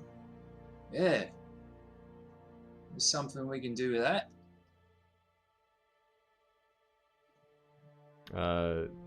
That person kind of digs around, looks around. They do bring out like a multitude of flasks, like 5 or 6 of them, different sizes and shapes. You see 4 of them look like normal flasks, different like leather wrappings, and flask like. The fifth one looks like a small flask, but it has like a wine glass top. And they explain that like one is a never-ending flask of wine, and then you have like whiskey, ale, grain liquor, and then like some really super fruity sweet candy liquor, not super high in alcohol but very tasty. Whiskey? I'll buy the wine one. They are 500 gold apiece, so y'all can both separate that and have never-ending flasks of wine and whiskey. Don't ever need bulky as shit ever again. Fuck that bitch. Got my own wine. Alright. Well. That's the last big spender I'm gonna do for a while. I don't want to be one of those rich people that just throws gold around everywhere. But it's been a stressful couple of months. Hey, In the long run, this will save money. at the end of the day, at least it can't be destroyed by fire. Yeah. No, Flynn's just thinking about making everything magic. At least if I get incinerated, you can bury all my stuff. We'll give it to the next small, handsome bloke you see. What if we can make your skin magic? Like, get like a magic lotion, and just every day you rub lotion on your skin, and you got magic skin, and then nothing will ever happen to you. In all my studies, have I ever heard of anything that ridiculous in my life? Make an Arcana check.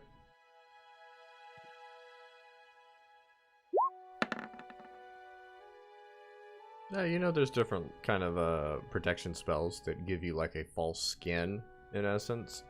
But those are temporary. You don't know if you've ever heard of any of those becoming like fully permanent to where that is just somebody's skin. It'd be cool if someone could figure out a way to make those last longer. Otherwise, I'm just going to stay alive and get better at my magic. Think about how much Eventually I'll money learn. we would make from that. We would just have a traveling magic lotion skin cart. And we'll call it Magical Skins. No, don't like that. We need to come up with a better name for that. We'll work on that later. Skinny's magic.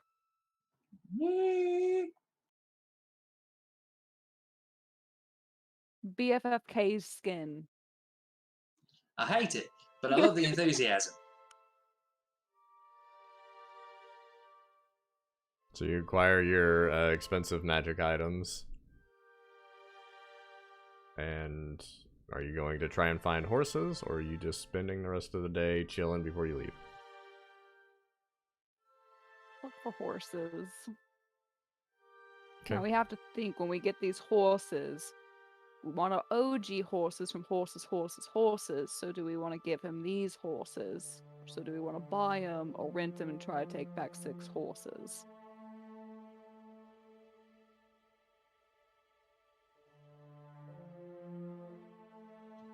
What do we do with the other horses? There are horses. It's just horses, I think. So, what? Oh, wait. You want to supply horse with more horses and horses? Well, I mean, what are we going to do with the horses we get here? Are we going to come back all the way with 6 horses? Or do we want to buy horses here and be like, here's some horses? And then we'll bring back our horses from horses. Here's some horse. We'll cross that bridge when we get to it. I don't like to plan too far ahead anymore. You eventually find in this castle ward as well, there is a very large stable that kind of wraps around the back end of the castle. You see there is a wooden building kind of up in the front. And standing out front, kind of getting straps, supplies all cleaned up for the evening now that the day is kind of branching into the later hours. An older Furbolg. Very tall, standing like 7'5", just matted, tangled fur, looking very large, kind of looks over at all of you. Well, hello. Can I help you all with something?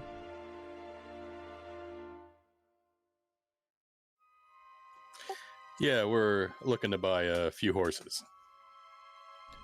Well, unfortunately, all the horses are taken. Due to the war and all that. Gotta supply the troops. So I'm stuck here, breeding, training, trying to get enough horses. If I ever get in excess, you can buy some, but it's not seeming like that's gonna be anytime soon.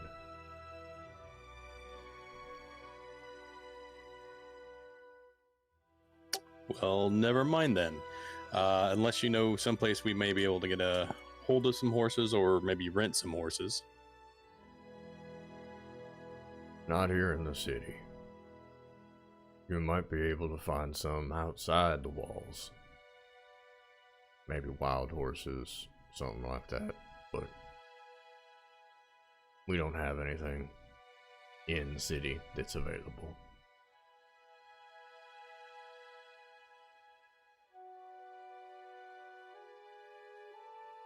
Well, thank you for your time then. Y'all have a good one. You too. He goes back to organizing this wooden shack in front of these large gated area where you see lots of horses. So we're walking by. I think we only have 2 horses. I think it's what our horses are named Cloud and me. Yep. Oh, yeah. Oh, yeah. No, just do it. Do it like old times. I feel alright with it. I mean, we kind could. of, ever since I got old, we kind of just been rushing through life. I mean, we can ride Bill if we want to take like a little bit of a faster pace.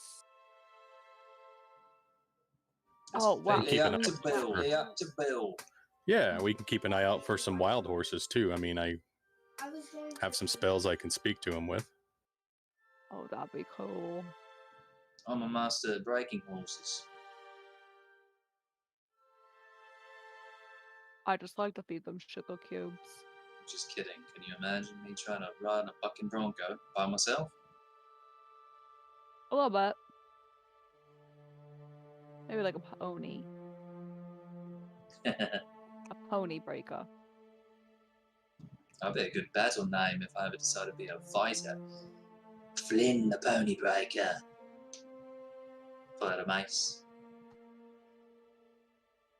No, Like alright. that. Name your horse Pokerface. No, the horse would be great. He'd be stomp ass. That's what my horse would be. Could he stomp your ass? With his hooves. Always like the name Jerry for a horse. Jerry? Jerry or Gary? Jerry. That sounds weird.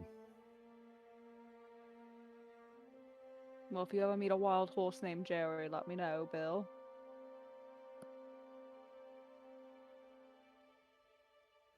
Well, when do we want to head out? My jacket should be ready by tomorrow. So I can get that, and then I'm good to go. And I'll send Jean a message in the morning for how much it costs. I think it's 200.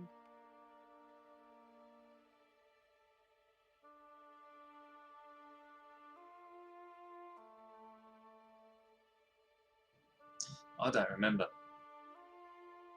When I got old, I got a little senile there. Some of those memories didn't come back.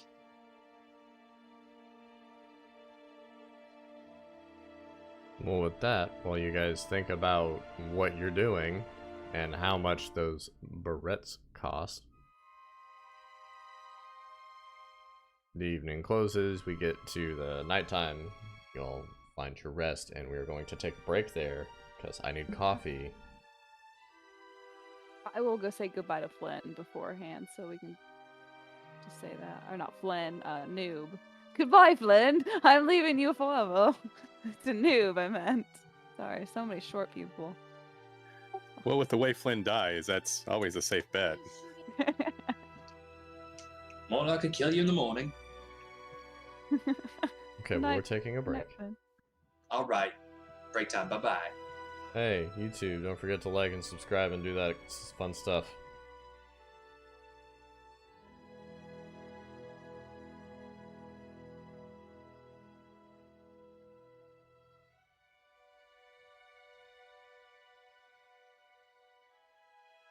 Yeah, that was fun.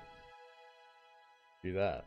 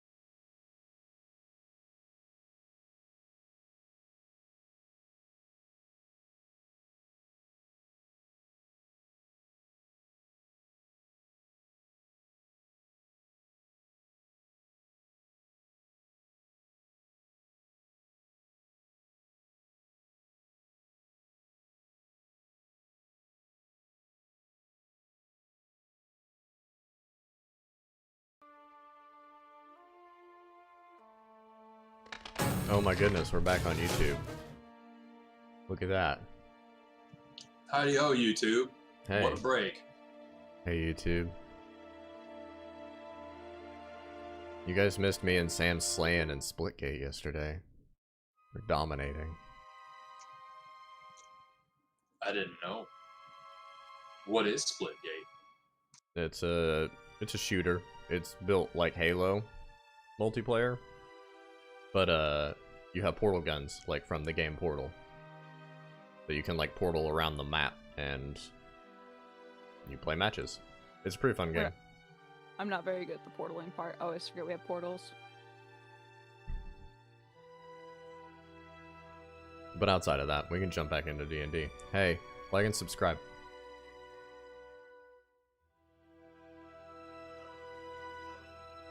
Okay, I think we can go. I think that's enough like and subscribe time. The following day, you all wake up. Pharaoh, in your process to find Noob, you do not find Noob. Oh, I didn't know if he'd be at that big tree area, or someone know where he was. He was not there. That was the first place you looked. You went to that tree, found some of the fairies and pixies that were living in that building. And they told you went out on a mission. Okay, well, hope you guys like all the new weapons. Let me know if you need anything. You see a bunch of them are wielding them, and they're kind of like pulling out and do that. Do a little sparring with a couple of them. Make sure a few of them I used to teach are still up to their footwork. You don't recognize any of these pixies or fairies. Oh, darn. Okay. Well, I'll help them. Okay, well, I'll send a message to Jane real quick and be like, hey, Jane, it is 200. Can't send many messages a day.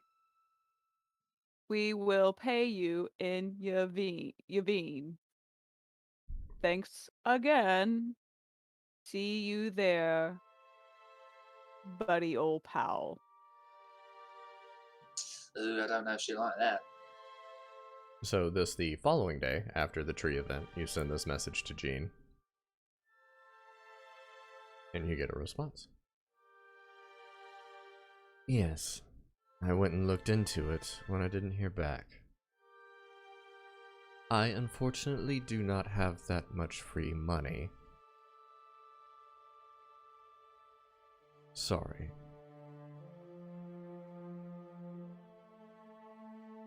Alright, well, we're not getting the barrettes. You can't pay for them. So, we'll get them at another time at our convenience.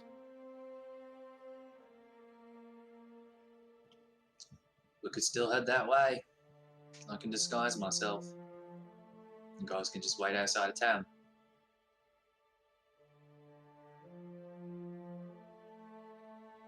I mean, that's up to you guys. I know there's more rivers to head that way, but then we'd have to walk all the way across the continent.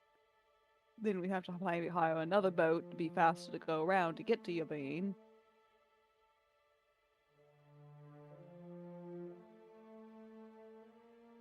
I mean, the point of the barrettes was so Bokia could not find us or see us, but obviously, she can do that anyway. DM, when she said that we weren't like hiding, she said that she can see us. Am I sure that that's because they didn't have a barrette? Yeah, you're I pretty don't know. sure that's the reason. Okay. So she's probably scrolling on YouTube, and then doing so can see me just there. So with those, I think we might actually be out of his sight. Maybe we can get there, and maybe they have like a way to teleport us, so we can pay for somebody, like a service. Teleport us from Roxhall to Yavin? Yes, and then we can get our stuff, take our horses, and then ride back to the capital, and then still look out for culty stuff. But it's a long shot. That kind of relies on us having that, knowing that that's there. We could ask LZ if he knows, but it's my last message of the day. We could, but I'm not in a hurry. We're not really on any more of a time crunch, are we? If there was something of great import, I think Magda would have said something. Bro. I think we just continue to take care of ourselves, keep an eye out for the cult thing, and maybe when we get back, we can go from there. Alright. Or maybe we can find another ship at Roxhill that's going back to Yavin. That's,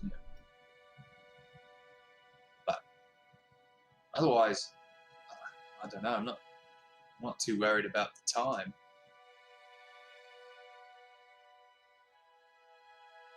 Right, I mean, I'm just always kind of a speedy person, but I can slow down a bit. I eat fast, I drink fast. I wish I could run fast, so I'll try not to be as fast. Oh, we got time. I mean, if you want to message it as later, maybe before bed, I just don't want you to use up all your spells at the beginning of the day. Oh, okay. Well, I was going to use another one to talk to Noob and be like, bye Noob, let me know if you know anything. That's all right. As long, I want you to have enough in case we run into trouble.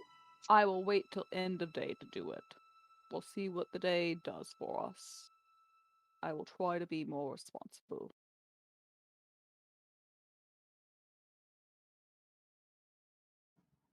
Right. For the record, I don't think you're being irresponsible. I mean, I've gone a little crazy since I've learned this spell. It's a pretty great spell.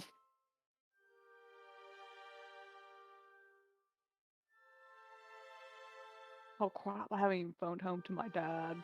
He doesn't know I have this spell, he can wait.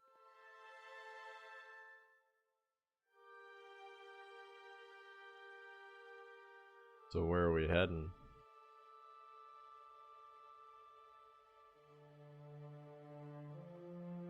I guess to Roxhold. Get my jacket. Then I'm ready. Yeah, you get your jacket. You get a couple more pirate jokes on your way in and out. Get your jacket, and you all are heading to Roxhold on foot. Oh yeah. Got more blue. I'm looking good. Heading out, you get like the sparse wooded area. You do walk past the place where Flynn was burned to a crisp. You see most of the area has been cleaned up, but there is still that kind of char against the rock face of this mountain range. And you all set out.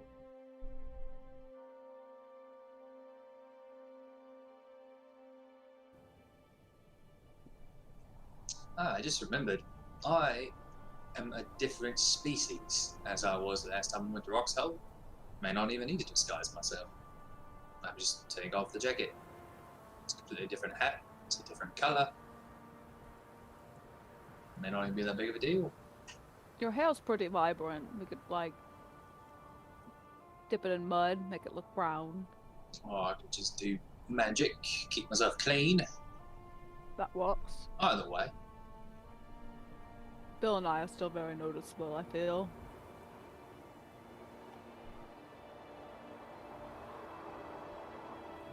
Bill can turn into a cute little cat. I can use disguise self on you, and then I'm a gnome, not a halfling. With a completely different jacket. Look at this. It's more blue. Completely different.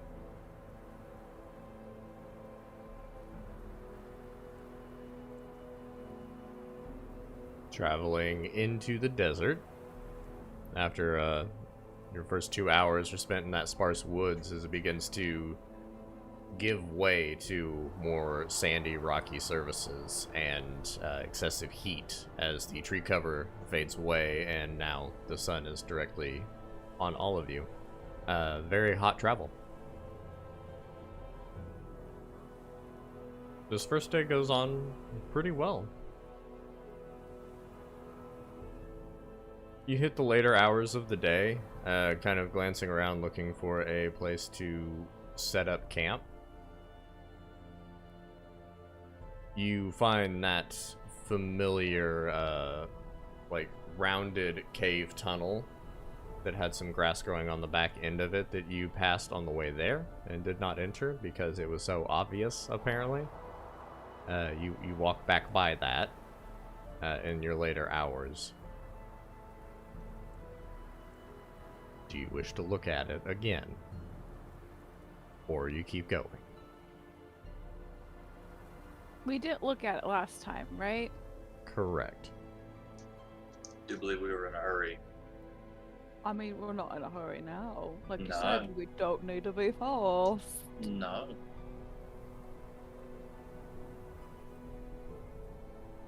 Let's check it out. I mean, if anything, this could be an awesome secret hideout. Like, that's really what we're looking for. Secret hideout. Yeah. Okay. I might be able to do something cool with this new hat. You all begin to go into this weird rounded stone cave structure that kind of descends into the earth. Who's leading the way? Ooh, I want to try this. I'm going first because I've got dark vision now.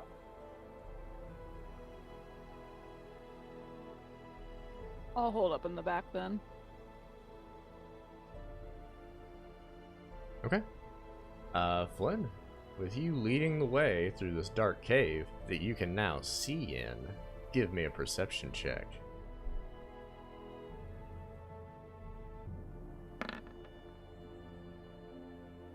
Very good.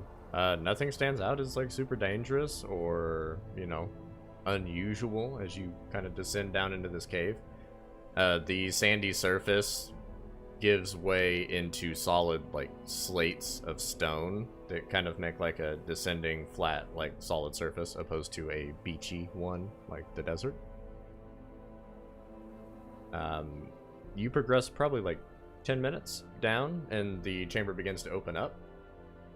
And you pick up with that high perception roll, there is this faint glowing energy from whatever this open chamber is down below.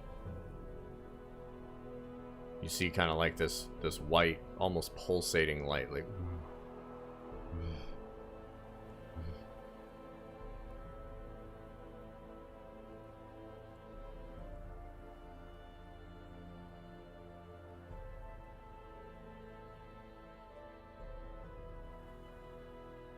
What do you two make of that?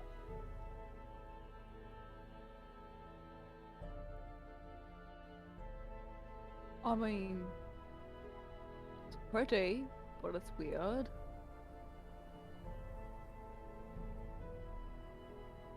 Maybe we gotta proceed with caution. Maybe the cultists are down here. That would mean we are on the right track. Or the wrong one, depending on how strong they are. But isn't the wrong track the right track? Who's to say? These are things that are above my knowledge. That's to the gods.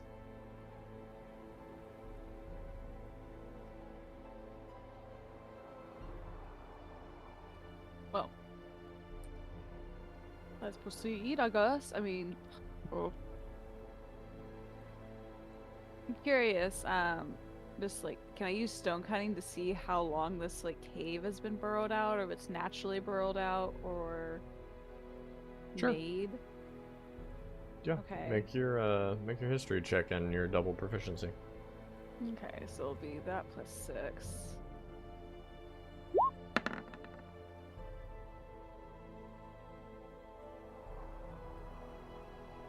You take a second to look at the rock and kind of touch it. Your fingers are numb. You're unsure why you're touching it, and like you don't get a feel of it. You start to glance around. You've been standing in a very cold puddle this whole time.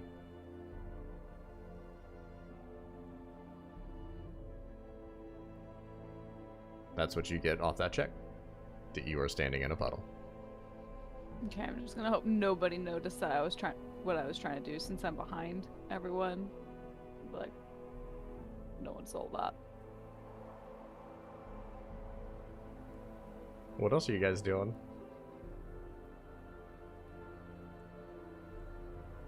Just moving forward cautiously, Okay. I suppose. Yeah, so you cautiously kind of hit the bottom of the slope to where it levels out and opens up into this chamber. Seems to be, like, you see a bunch of little tunnels all around this circular place that kind of descend into other caves. Not looking unnatural by any means, like, it just kind of looks like a cave system that's underneath the desert. But in the center, where this glow is coming from, of this circular room, you see the pulsating glow coming from, like, this small bound, like, pouch. The pouch itself is being held in between the hands of a skeleton that is, like, crouched down and just isolated, sitting in the middle. With your high perception check from earlier, you do see that there are, like, 4 or 5 other bodies, like, almost shielding themselves from something, that are also, like, skeletal in form, but like statues, just kind of frozen around the center figure holding this leather pouch that is emanating this glowing light.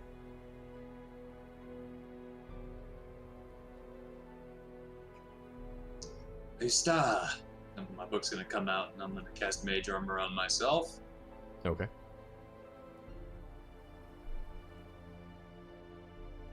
Bill, if you turn into an animal, do you want me to make you harder to hit?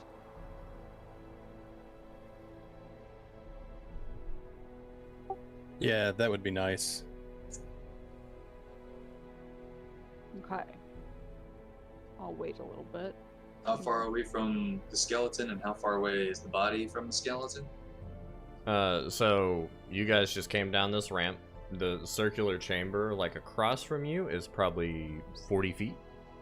The skeleton holding the pouch is right in the middle, so about 20 feet from you. And then these bodies that are kind of around the back end, they're between like 25 and 30 feet from where you're at. So 5-10 feet from where the center skeleton is, just kind of shielding themselves, dead and statue-like. Do we pick up a rock and throw it at the skeleton? See if it crumbles and if the pouch falls, if anything happens, while we're at a distance. We could. We just don't know how far the radius of whatever killed those people. We don't know how far that goes. We could still be in the range. How far do you recommend? I know I have some magic that goes some distance too, but you seem to have a lot more longer range. Should we go like that far? I mean, I could shoot it with a ray of frost from very far away. See what happens. I was considering trying to do a mage hand cantrip using my new hat, but I have to be 30 feet, which may or may not be good. What if we Cutting it put a- close. What if we put a rope around you? Use mage hand, and if anything happens, we yank you real quick, so hopefully we yank you out of the spell if it happens in time. Either that or I shoot it.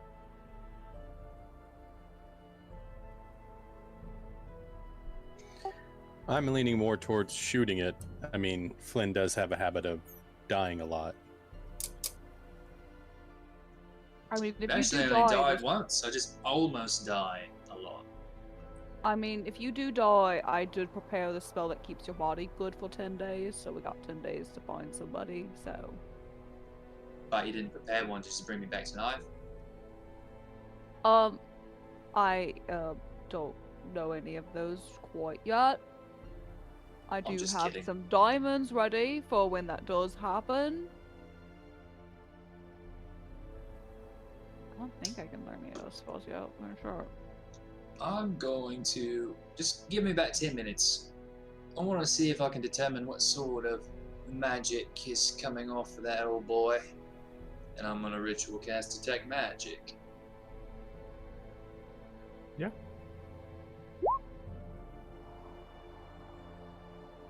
Easy enough. You sit down and focus for a little while. Take your time to cast this detect magic spell as a ritual. As you sit down and lay out the items, your book kind of like hovering under your face as you start to read the incantation of detect magic, and your senses open up and you detect all the magic around you within a radius. There's all the magic that's on you guys, and then whatever that pouch is in the center. The pouch in the center is radiating all sorts of different types of magic. It seems like there's a little bit of all magic in that pouch. And nothing coming from the skeleton or the bodies that are within range, if they're within range? Nothing coming off them?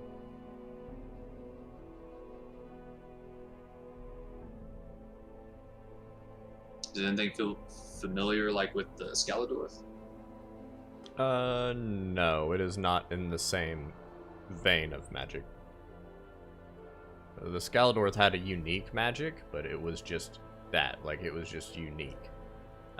This one seems to have these pieces of every type of magic you are familiar in it. So, different from Scaladorth.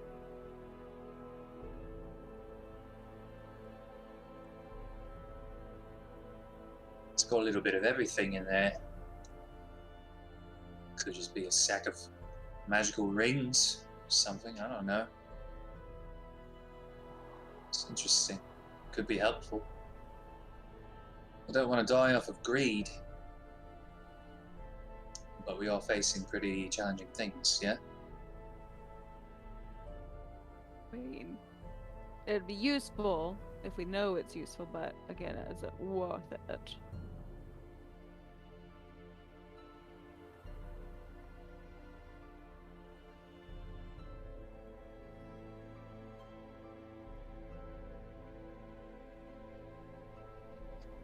How close do you have to get to do your mage hand? Mage hand is 30 feet.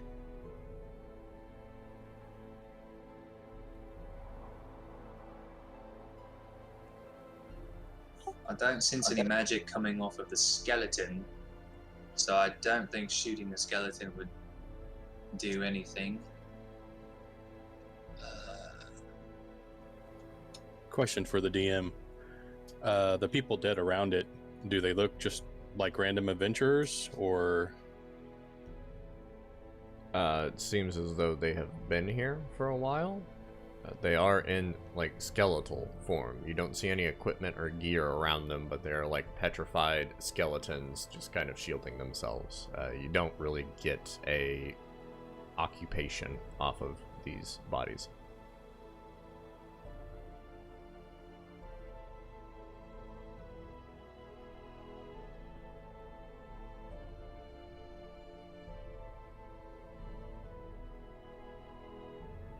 Could your mage hand tie a rope around it so it doesn't set it off, and then we get far away because we got to tie our ropes together, and then we just kind of like pull it out, like, you know, like a cat chasing a toy kind of thing.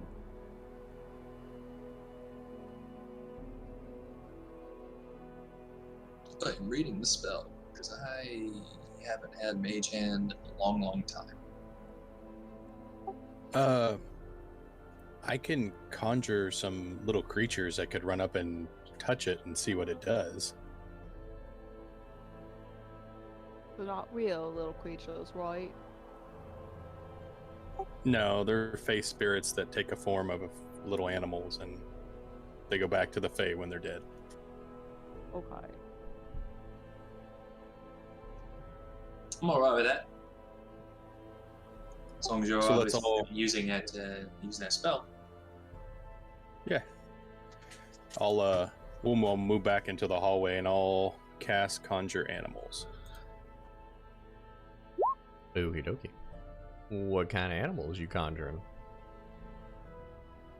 Let's say squirrels, something that can climb a little bit. And I'll send one out up to try to grab the pouch. Okay. Are you wanting to make 8 squirrels? Yeah, but I only wanted to send one out at a time, kind of just test out what's going on. Okay. So you sit down and kind of mutter some incantation to yourself, and in front of you summons 8, like, ethereal squirrels, as they're all just, like, sitting at attention in front of you, Bill, as you kind of, like, reach over and, almost like with a telepathic link, command one of them to run out there. You see it out to this center skeleton, and what are you wanting it to do? Wanting it to climb up and try to remove the pouch from the skeleton. Okay. So the squirrel begins to like up the skeleton and like scurry around it like it's climbing a tree. It reaches out and kind of latches on to the little pouch and pulls it out. And as that happens, the skeleton kind of turns into dust and just falls into a pile. The squirrel falls, you see it, then flip back over and grab the pouch. And then it's just holding it, standing there, waiting for you.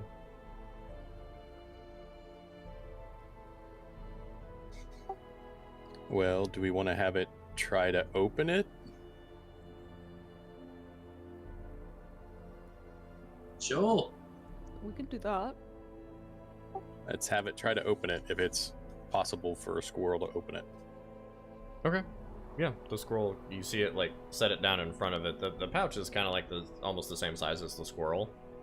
And you see its little hands like messing with the straps and untying it as it flips the top open. Pouch is open.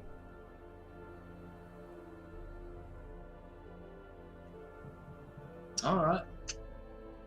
Got a small idea of what might have happened. I'm just gonna maybe bring it over. We meet him halfway. Maybe I can identify what's going on with that pouch.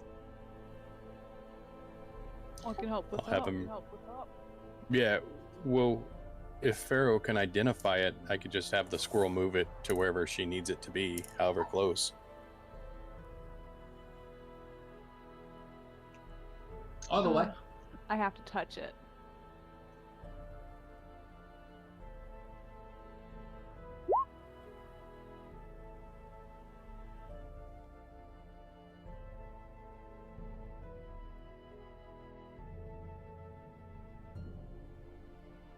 I mean, Can you do that as a ritual, or do you have to use a spell for that? I can use it either or. Okay, so can I.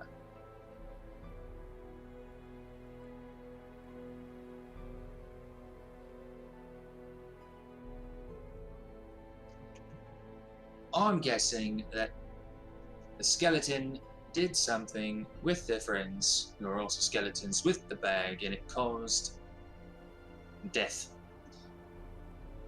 So maybe they activated something and it did a big old magical death explosion. Maybe they mixed something they weren't supposed to and activated something. That's my guess, but yeah. I mean, let's have the squirrel, like, we'll back up as the squirrel comes towards us and see if it leaves the area and anything happens to the squirrel. Or if it's like an area thing. Okay. I'll have the squirrel come back to us and leave the bag. Did you say with the bag or leave the bag? Leaving the bag. Okay, yeah, scroll. Back up to you, and now you have your army of 8 squirrels. So maybe I have it try to bring the bag back this time, but we'll back away. We'll just continue to be 60 feet till it's out of the area. As the squirrel does leave, you all notice that that kind of like pulsating energy is dormant. It's gone now. So now this chamber is just dark. But you all have dark vision, so you can see it still. With my detect magic still up, is the magic still there? Yeah, the magic's still there. It's just not radiating an energy at the moment.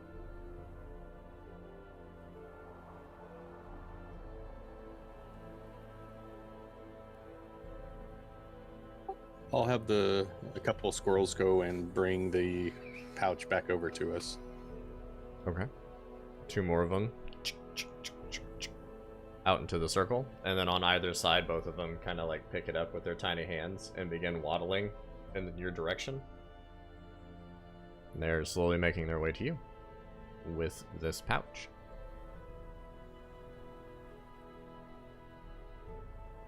They eventually make it to you and kind of set it like 5 feet in front of you where the rest of the squirrels are, and now all the squirrels are around this little pouch, kind of looking at you, Bill, for direction.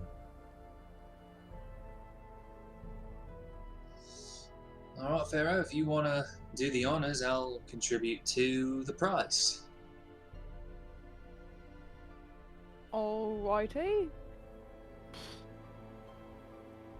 So I'll give you 50 gold, and you can do 50 gold, and then you can learn about the bag. I will touch the bag very lightly. Okay. Don't like the DM face right now. Don't like that. Hate everything about this. And I will start to cast Identify as a ritual, so I save my spell slot. While you are in the process of casting Identify as a ritual, nothing happens, and you cast Identify. This is a deck of many things.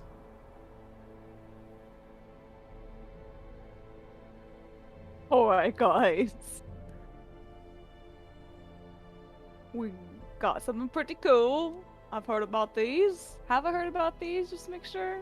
Like, everyone has heard about these. No, not everyone has heard about those. You have never heard of a deck of many things. Okay. So, it's some magical deck, apparently, that we found. Magical deck of cards. Is there anything the DM can tell me more about them that I guess in-game we would know?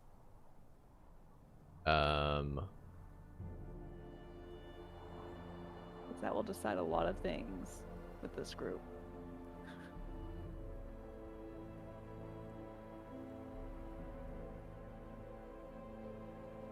This deck specifically has 13 cards in it. What if they're all good? That's about what you get. So there's only 13 cards in here. You know, if you draw a card, then something will happen, and the card will more than likely disappear.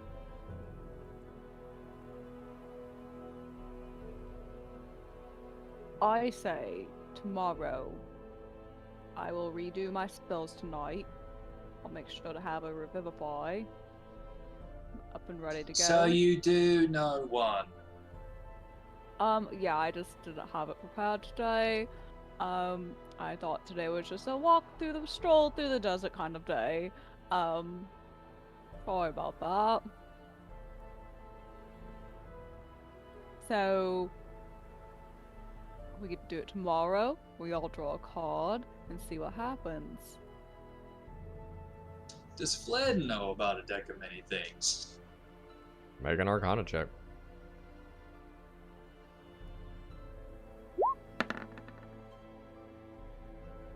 You are studied, you know about magical items. Decks of many things have been brought up in your studies. You know that it is a magical deck that could have good or bad effects. Effects are not fully documented, as not many of them have been studied.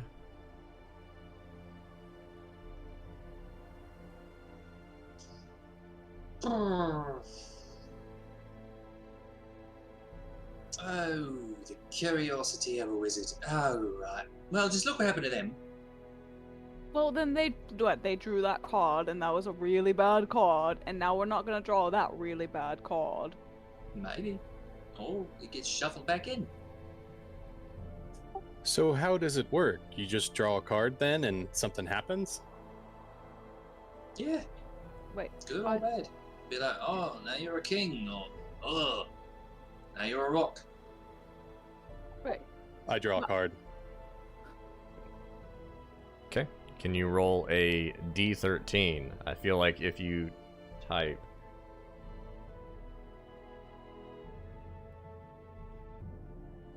Never mind. Well, that was cool. I didn't even know that was a function on this computer. Let's see what we got here. I've never actually drew a card from the deck of many things. This is awesome. It's because Josh has always been in our group and we couldn't. Yeah, you found out how to do it too. So all of you watch as Bill grabs the deck real quick and flips it open and begins to pull out this like solid, like big ass card, like out of this sleeve. It seems to be made of a solid substance. Bill, from you touching the actual cards themselves, it feels like ivory. Like the tusks of some animals is what these cards are carved out of. You pull a card, and I need to see what this card does.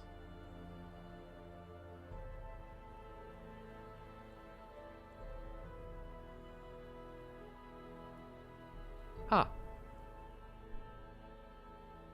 You pull the card, and you sit there, and you feel almost this punch in the stomach as power begins to surge through you. I need you to roll a D3 now.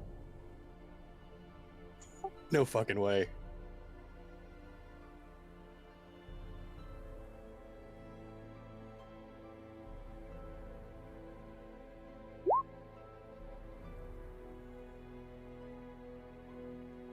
You have the ability to cast one wish spell.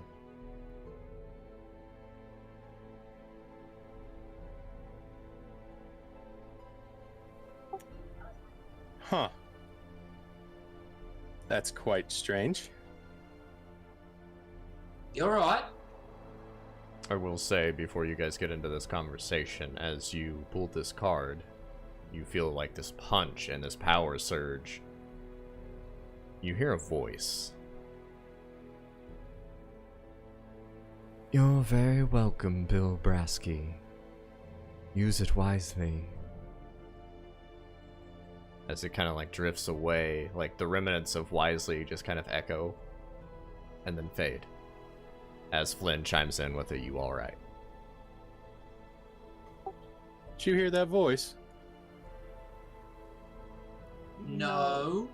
Looked like the wind got kicked out of you, though. That was strange. I felt like I got punched in the stomach, then real powerful. And then I heard a voice that said my name and said I was welcome. And I should use it wisely. Use what wisely? Out of game. Do I know what just happened? You know that you have the ability to cast a wish spell. That magic is lingering in you somewhere, and you fully understand what that spell is. It's kind of like an unlocking of intelligence. Almost similar to like your meditative states when you go into shared consciousness. It's almost as like something was implanted in you, and now you just know it. I think I could cast the spell Wish once, but I'm pretty sure I can cast it. What would you wish for? The actual wish spell.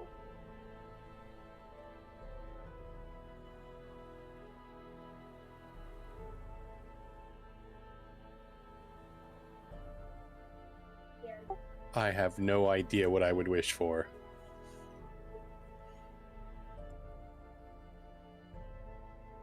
I mean, you hang on to that. You do whatever you want. As long as it's good.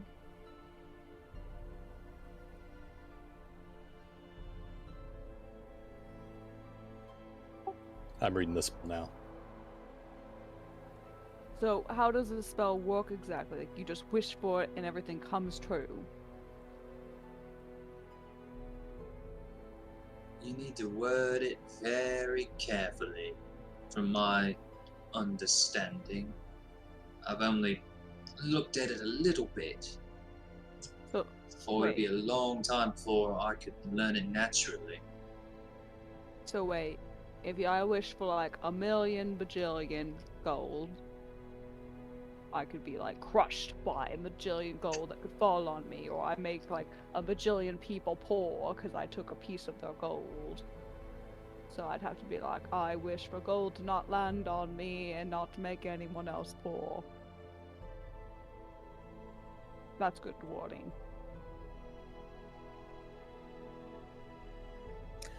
I It's a lot of believe layers, there a lot are of layers. there's some limits to it.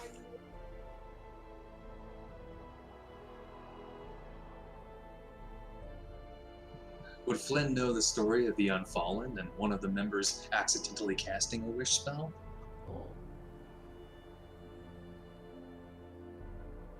No. Because that is not documented history. No one outside of that group knows that that happened. Well, Percival did.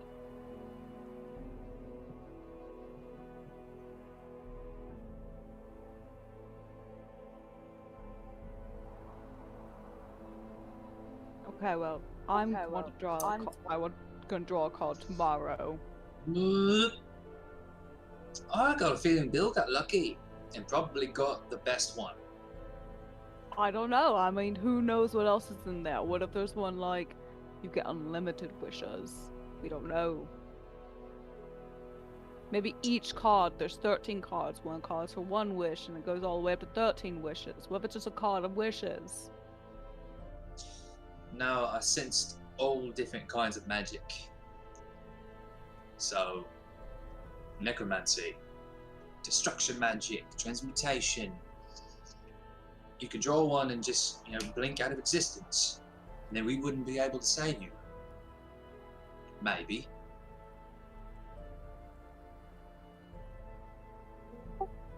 I could with a wish. Oh, see, look, we already got a backup. Already great. Oh, Bill, you want to waste a wish on just bringing one of us back from the dead? Bill, what do you think? That wouldn't be a waste. You could use a wish to just have all 7 pieces of the Skeletorf. I mean, he wouldn't just waste it on. Oh, well, 7. see, then we get 2 wishes.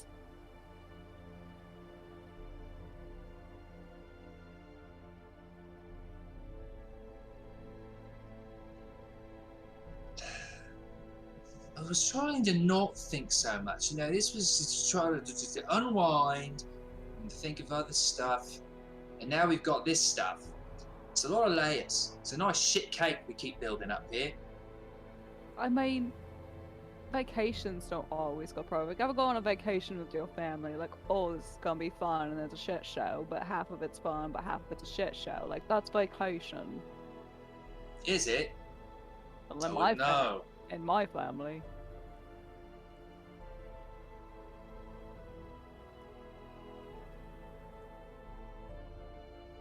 Thought I was going to a summer camp just for fun, and it was a summer camp for forging. That was the hardest summer camp of my life. Walked out in the end.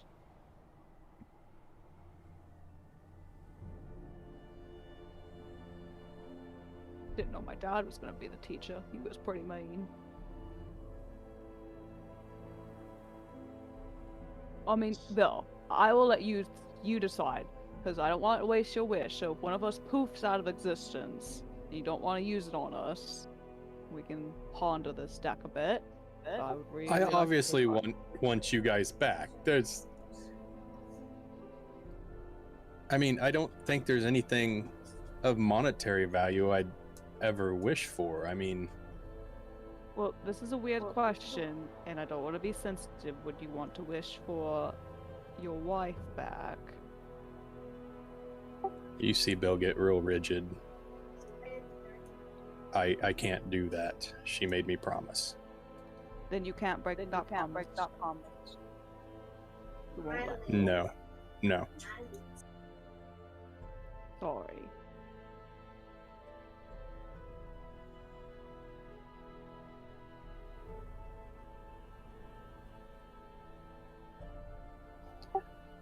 Should we explore some of these other tunnels to make sure there's no surprises? We could bed down for the night, maybe sleep on what might happen with this deck of cards. No, don't get me wrong. My curiosity is going nuts. But I've heard of these things. Not a lot, but some. And I like to give it a couple of weeks before I die again, is all I'm trying to say. Or at Well, least get close to it, you know. Yeah, well, then we'll wait a couple weeks for you to pull a card then. Or you don't have to. It's up to you. I mean, really, we got 13 cards, so, you know. Do we? Is it 13 or is it 12 now? Well, it's 12 now, so, you know, we could have it where, like, we all draw, like, 3 to 4 cards. The more we draw, the more likely bad things are going to happen. Well, we stop drawing once we have to use the wish spell to bring one of us back to life. This is fun.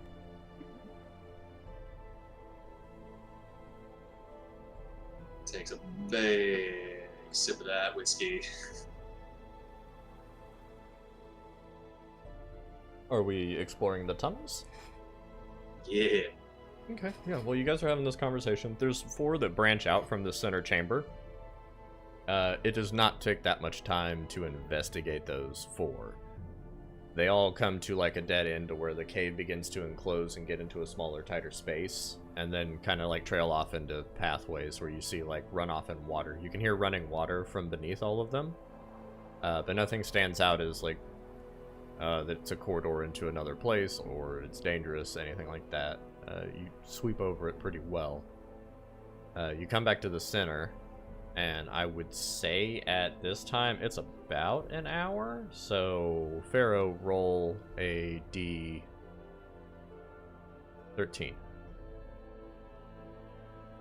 Let's do that. I was looking at that earlier. You do / roll space D13. Oh.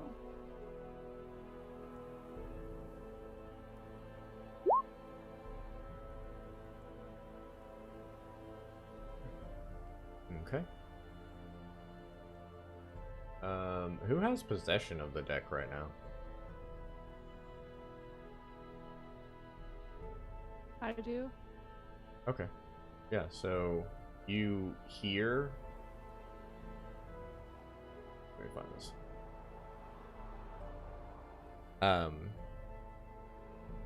You hear rustling in your bag as, like, right behind you, a card plops on the ground.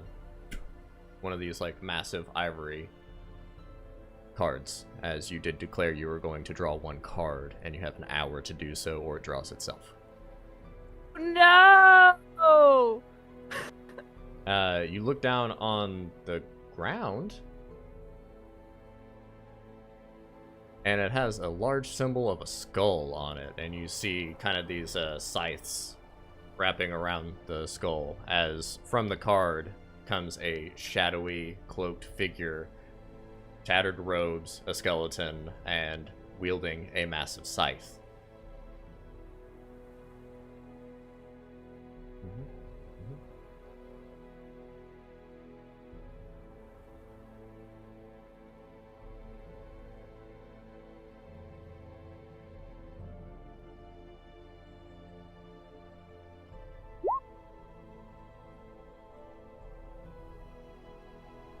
We're gonna take a quick break before we dive into this, because I need to get this ready.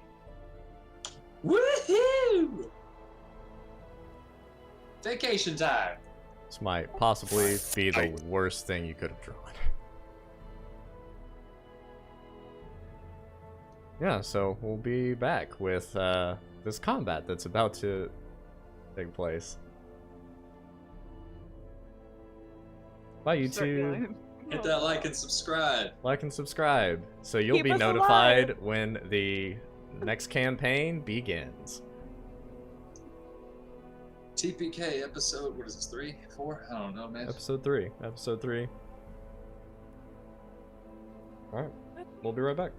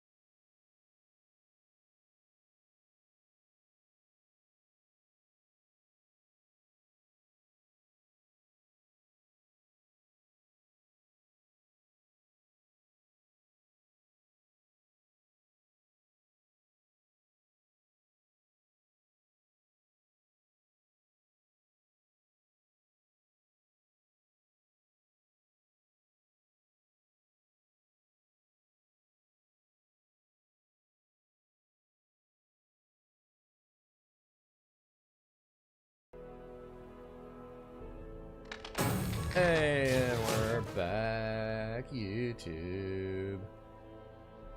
Zoom in here for YouTube. See what's going on.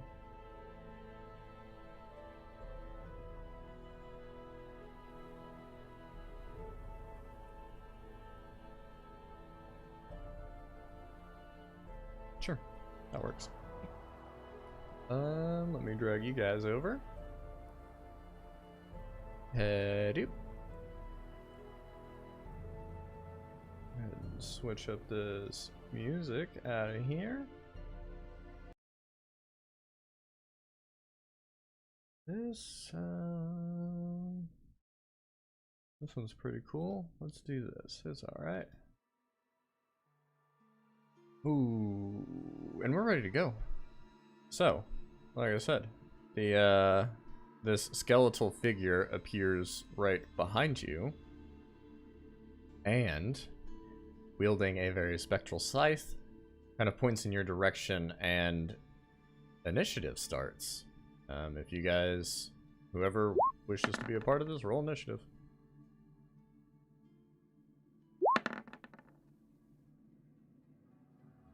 Good rolls so far. Real hot rolls.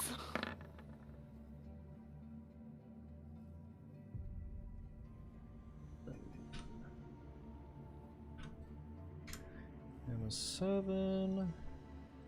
Descending. Alright. Let's just do something more fast. There we go. And we're up. Bill, you see this spectral skeleton with a scythe appear right behind Pharaoh and pointing in her direction. You are up first in initiative.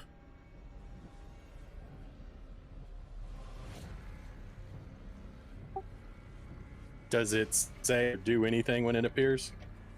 It's just pointing in the direction of Pharaoh. Like this long, lanky skeleton arm and these bony fingers are just pointing in her direction.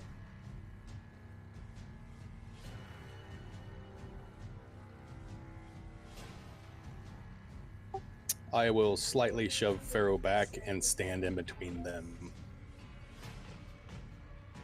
Okay.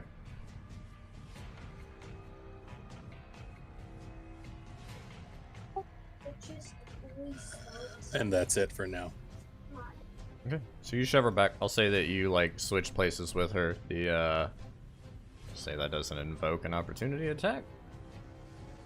Kind of moving her and shifting as this thing appears, just kind of quickly reacting. You end your turn, and it's just going to drift along the ground and get into this space here and make an attack against you, Pharaoh. You see the spectral scythe just kind of through your body, and you just take damage.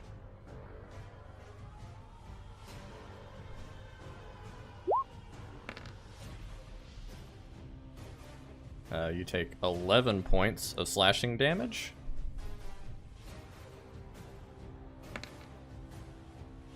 And 7 points of necrotic damage. So 18 points of damage total. As like just an effortless swing, the scythe through your body, and you feel like your life force starts to pull into this creature. Okay, that changes my whole game plan. And that's it. Creature did attack something besides you, Bill, if you want to take that sentinel attack. Me as a player, I do not want to attack, but Bill is going to attack him. Yeah.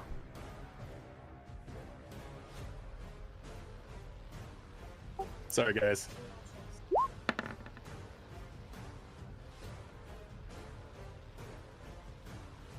I did hit points wrong here.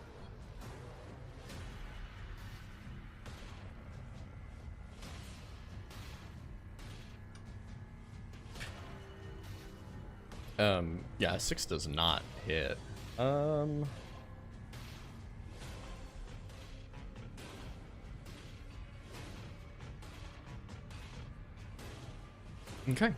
And with that, we get another one of these boys that appears behind you, Bill, that just summons and has this ethereal scythe that you kind of hear the noise like behind you of this summoning as this creature appears.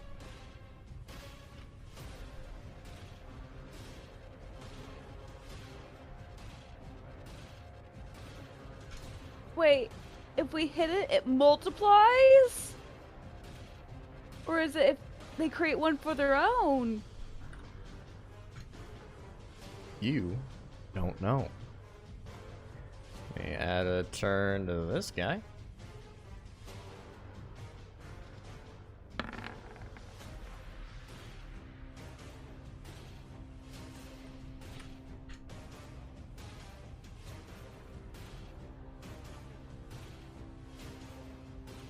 And now we're back in order. Opportunity attack and the scythe. As the opportunity attack misses, you kind of just feel the form like you hit the cloak area, but you just pass through it as though this is some spiritual creature. That jumps to you, Pharaoh, who just had some life force drained. What you doing?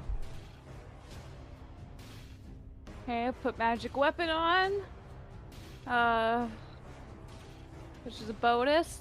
I'm gonna try to hit the guy who's coming at me originally. So I'll have a +1 to my attack. Yeah. Oh, good. I'm glad I'm still on the streak of underneath 10s. Awesome. And that is a miss. As you strike out and it just kind of floats backwards as you swing this weapon in front of it. Okay, I would like to still... I should have done this beforehand. But I will move here at least. Which wouldn't have mattered, probably. But yeah, that's what I'm gonna do. Okay. I'm not really thinking straight right now. Yeah. So you swipe, miss, nothing happens. Flynn, you are seeing this combat as Bill took a swing at one of these Reaper-esque creatures and another one summoned behind him. And now there are two of them, and you're just kind of being ignored as far as this battle concerns at the moment.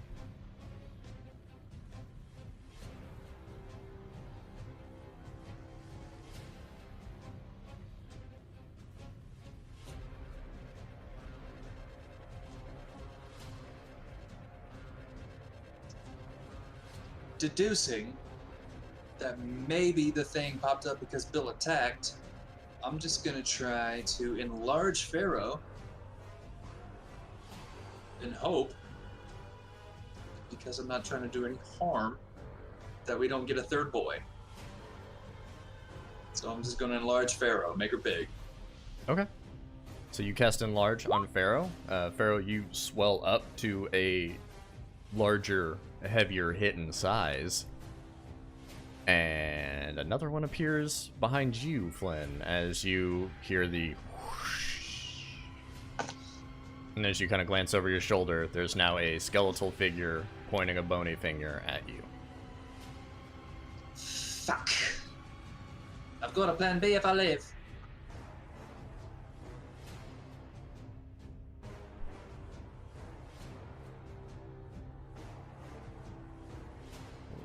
Let me add a turn here.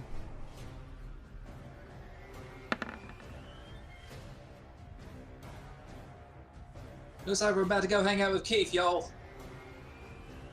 Yep, I'm sky. And we get back to the beginning of initiative, which is the Bill Reaper, which is going to make his attack. And you feel the ghostly scythe just kind of pass through your body as you take damage.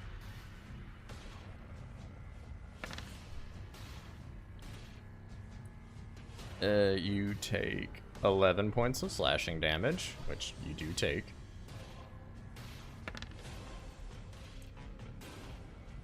And another 8 points of necrotic damage. So 19 total damage to you. As just this slow moving passes through your body and you feel that life force beginning to pull out of your form. Bill, you're up. I'm going to immediately go into a bear form. Okay.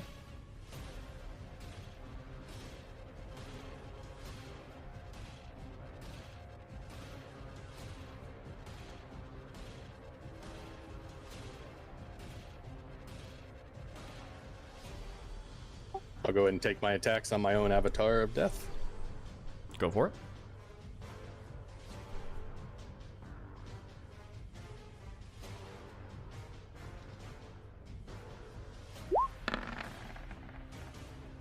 Yeah, that one hits.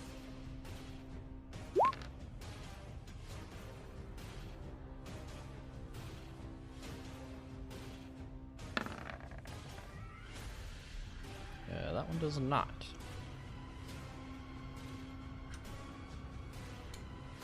You transform into your bear form and bite in and actually grab onto something this time. You feel like the core of this creature is solid as you bite into it, and you feel like you did a hefty amount of damage to it. Anything else for you, Bill? That would be it. The next one is the one behind you, Flynn, as a slow-passing scythe goes through you. Take 8 points of slashing damage. Another 5 points of necrotic damage. Can I use my absorb elements to do something with that? I believe you can. You'll take half the necrotic damage. Nope. Which is? Nope. Never mind. Is When that you not take effect? acid, cold, fire, lightning, or thunder, not necrotic. Okay. Well then. Sorry, I was just trying to be fast. So how many damage was that? 8 plus 5, 13. Down. Dead. Bye, guys. As you all hear the ghostly scythe through Flynn, and he crumples onto the ground. And Pharaoh goes back to being normal size. And you shrink down Pharaoh. Like dead. Yes.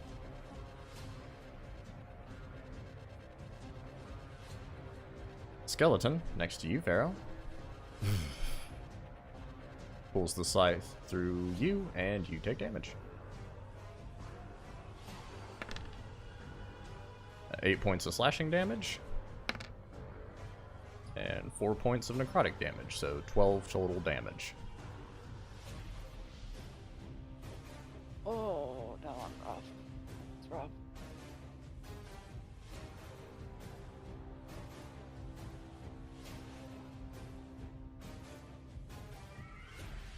That ends the other Reaper's turn, as it goes to...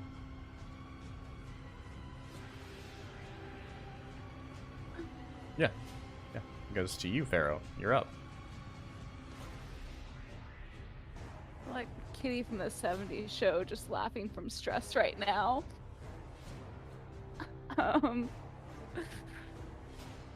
Okay. So I can't use healing word on Flynn. Neat. Oh, I guess in that instance, you see that energy pulled from Flynn as he crumples to the ground. The other Reaper disappears. Is no longer on the battlefield. Okay, I can try to use hopefully Revivify on him later. Don't have any good bonuses. I'm just gonna try. Do I get advantage since Bill's on the other side, or is this like something weird with these guys? Yeah, you get advantage. All right, I'll have a +1, and as I'm swinging my hammer, I'm like, Bill, can you wish these away?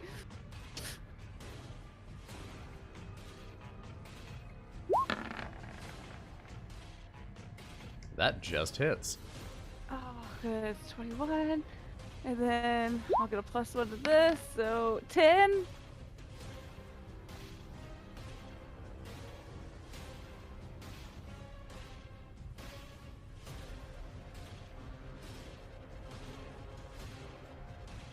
And it's magical. It's magical also. Takes the damage as you swing through and you hear the crack on the skeletal form. Anything else? That's all I have. Okay. Wait, can I? Let me see. I don't think this is bonus. Let me double check. It's an action. Okay, that's all I got.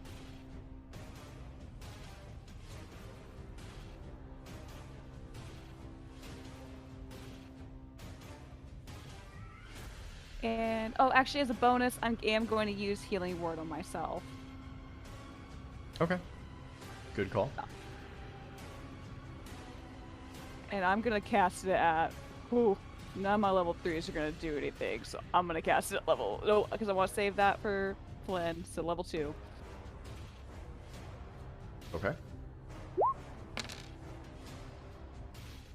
Get 10 points of healing. That's it for me. Okay. Goes back to the top. The Reaper behind the bear swipes through as the scythe goes through the bear form. You take 7 points of slashing damage and 5 points of necrotic damage. 12 total points of damage. That ends its turn. Bill, you're up. I'm gonna take my attacks on my avatar. Go for it.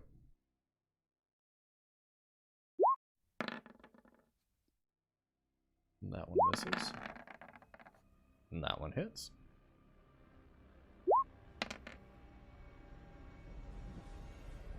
You swipe through it with the claw hitting the bone, and it disappears.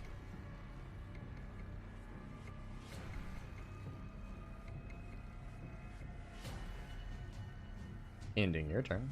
I will. Yep, just turn to face the last avatar death. Alrighty. This one swipes at you, Pharaoh, again. Take 7 points of slashing damage. And 5 points of necrotic damage. 12 points total to you. That ends its turn. Goes to you, Pharaoh. Same thing. I'm gonna hit it and heal myself.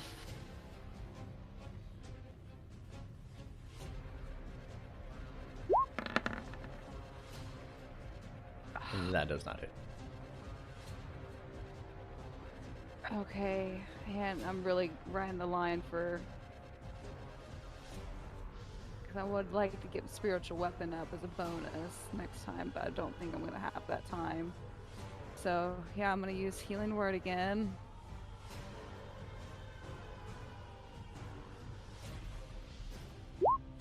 Oop, didn't mean to do that.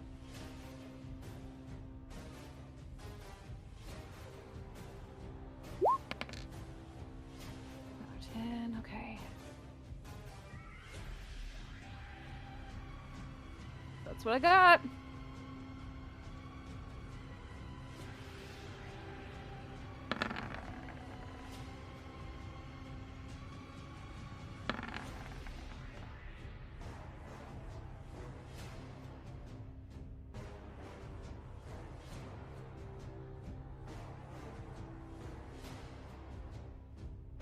The creature. After that, the Reaper is up and takes a swipe at you, Pharaoh. Another pass of the scythe. 7 again slashing. 6 necrotic. 13 total damage. Wait, necrotic takes away your max HP for the day, right, too? Not this specific ability. Okay. That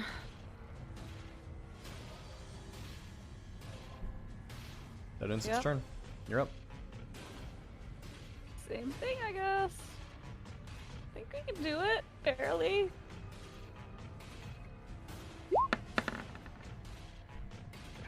That hits. 9 damage. Nice. It is still up. And I'll use my Healing Word again on myself. I think this is my last level 2. Another 7.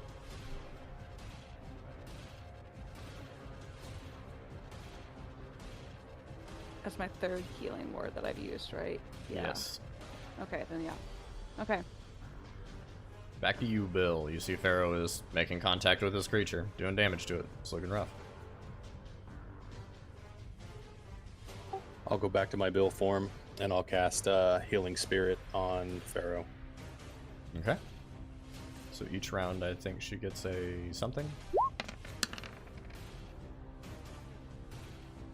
3 additional healing each round for the next 10.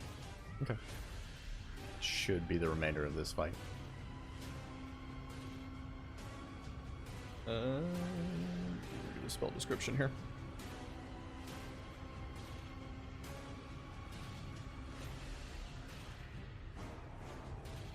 Okay, so when you start your turn, Pharaoh, you will heal that 3.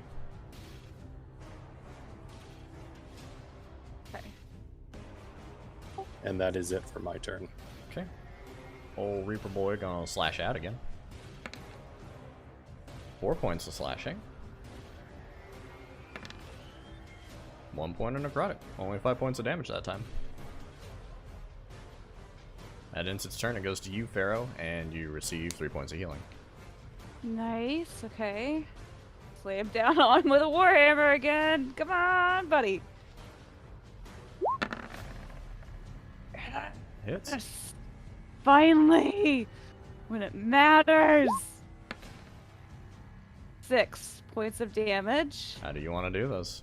To your Reaper of Death. I don't even know. I can't even think straight. We'll leave this at DM discretion. It'd be wonderful how it is. Yeah. So, in the midst of combat, seeing the other Reapers appear and then disappear, your friend falling, and then now this like glowing avatar of healing behind you, kind of radiating, invigorates you as you come down with a giant strike. As you kind of like see the Reaper crumble and get smaller until it disappears. And you are left outside of combat after an intense battle. And Flynn is dead. Okay, God damn it, I don't have Revivify today. Can I try Spare the Dying on him? You can certainly try. Make sure he's breathing, as well as all at the same time. I'm just gonna throw out some more spells as like another healing word at him at level 1 and a gentle repose in case. None of the healing spells or Spare the Dying take hold on this form. He is not breathing, he is straight up dead. Gentle Repose does take hold, though, as you kind of like quickly cast these spells in order. So the body is not going to decay. For what? Hey, it can't become undead. Yeah, for 10 days. Yeah, lasts for 10 days. I'll drop down next to him. I'm sorry, I didn't know that was yours. Man. Wish you would have survived that fight.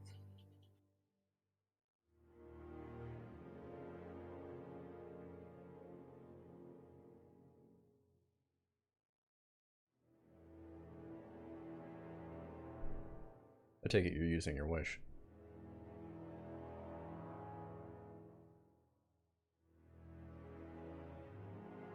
Okay. You cast Wish. And in an instance, everything reverts in the room. You're all moved back to different positions that you were previously. Flynn, you are brought back to consciousness, coming from darkness back into living. We'll say you're at max hit points for this. And you have gained the ability Indestructible for the points of this battle as 3 avatars of death reappear on the field. And we go right back into this combat where we left off.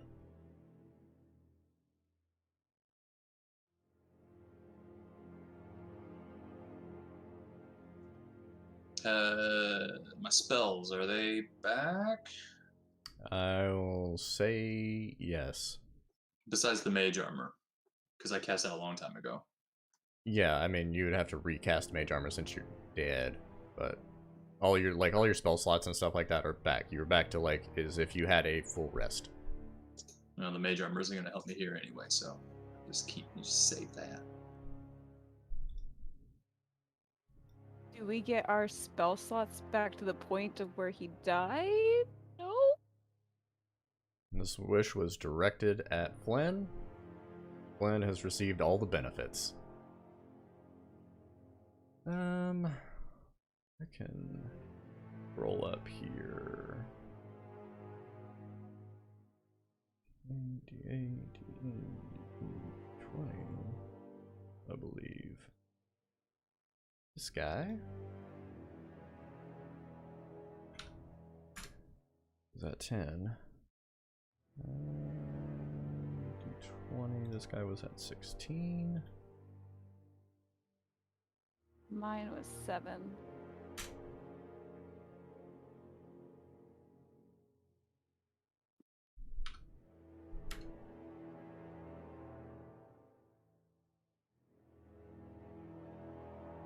And just to start this out, since we did wish for survived that fight, Flynn and Bill, your avatars are not on the battlefield at the moment. It'll just be Pharaoh's, as the battle is starting anew with this Reaper. Actually, here, I'll just throw you all back in OG spaces. Say you're all back where you were.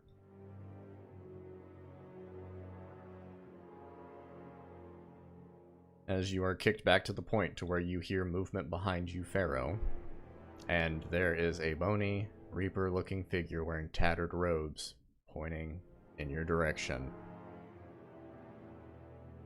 So for the time being, it's just you and him. And then we will go back to this, and we'll go back to this, we'll put on this.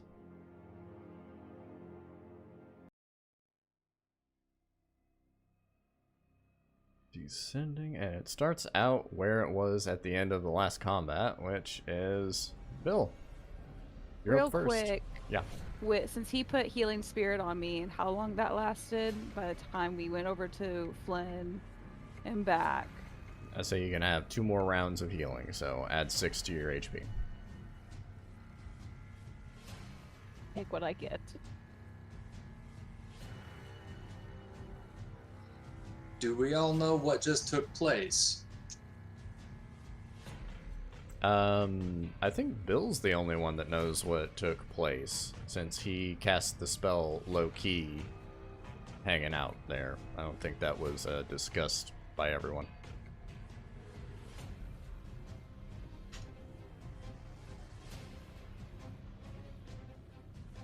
So Bill, you're up first. Do I know that he is invulnerable now?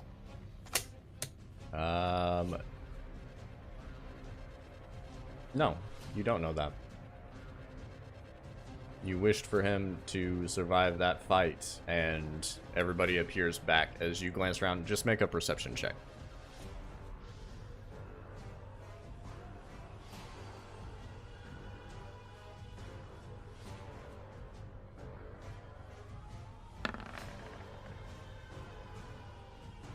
Okay.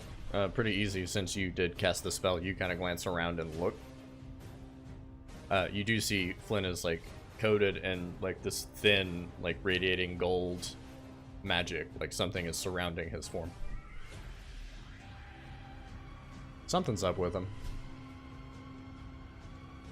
So I would say, Flynn, if we attack, we each get our own avatar of death to fight. You died in the battle. I wished you back, and it brought us back to the beginning of the fight.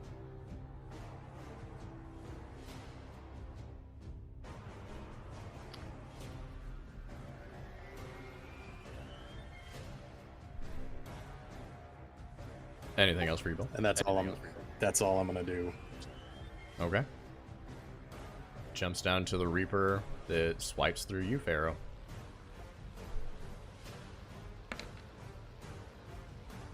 Take 10 points of slashing damage. 7 points of necrotic damage.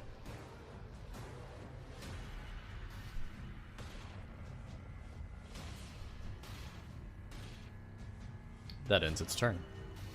Barrow, you're up.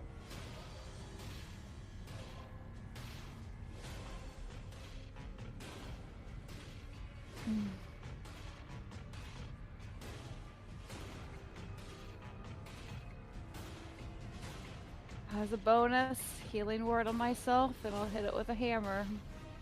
And then I'll, oh, I guess I get 3 points back. Healing Spirit is no longer up. It says reverted back time, so Healing Spirit is not available. Sweet. Alright. Gonna use healing word first, I guess. About 11. And hit it with my hammer. Go for it. Does not hit.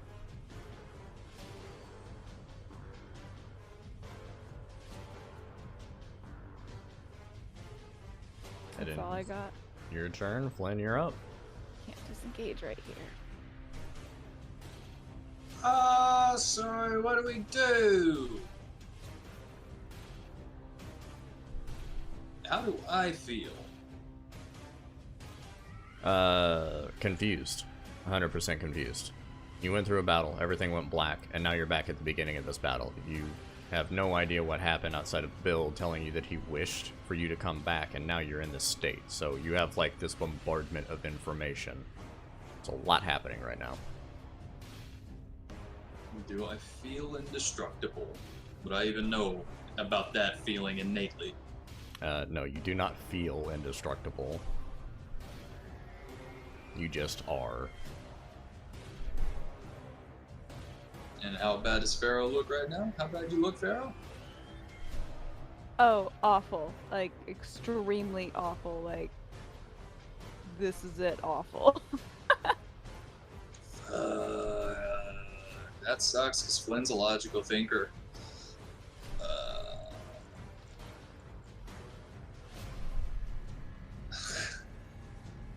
He doesn't know what to do. So what do we do? That's my turn. Okay. Pharaoh, aren't you at 11 now because of your healing word? Oh, yeah. I don't know. I remember it's like 4. Yeah, you're right. Kicks you back to Bill. It's your turn.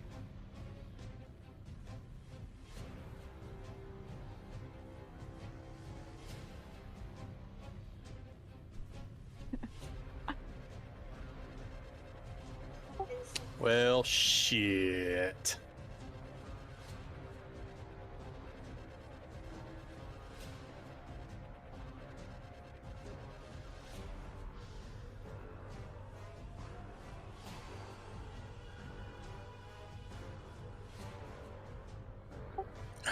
I guess I'm gonna go back into bear form.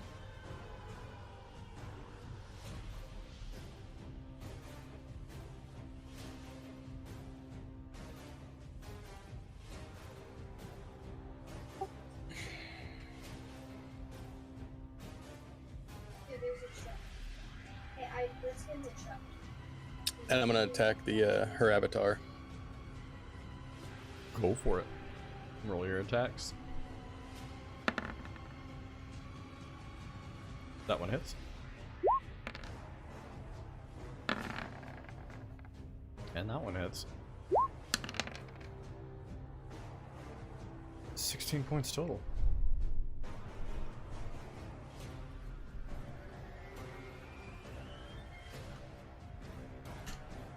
Those are 2 huge attacks on that creature. He's looking pretty rough already as you bite into it and then kind of claw, knocking it off the head, and you hear the familiar as another avatar has appeared behind you.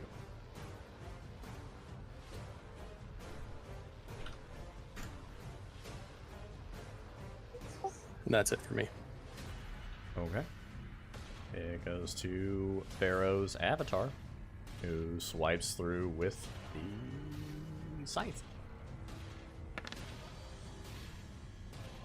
11 points of slashing damage.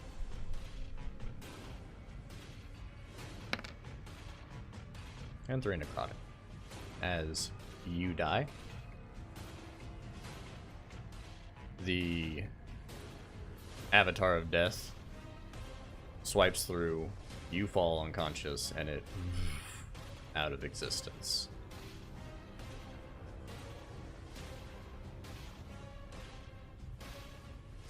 Goes to you, Flynn.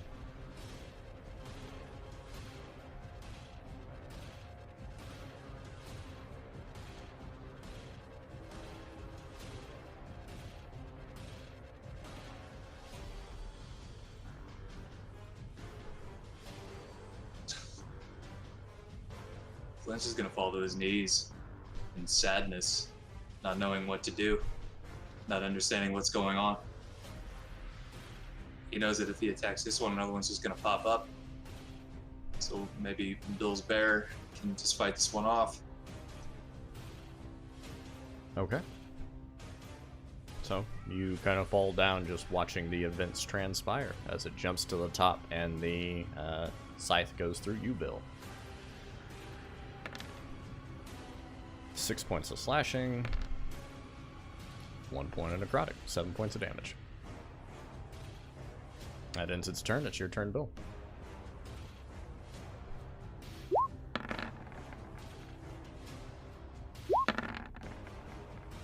Second one hits. 11 piercing damage. Yeah.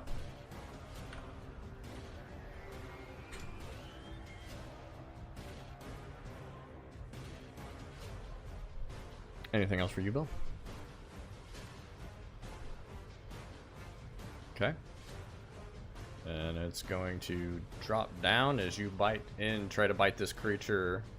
Well, you do successfully bite this creature as you grab on, but the claws just kind of pass through its form as it jumps back down to you, Flynn. Are you still just holding out?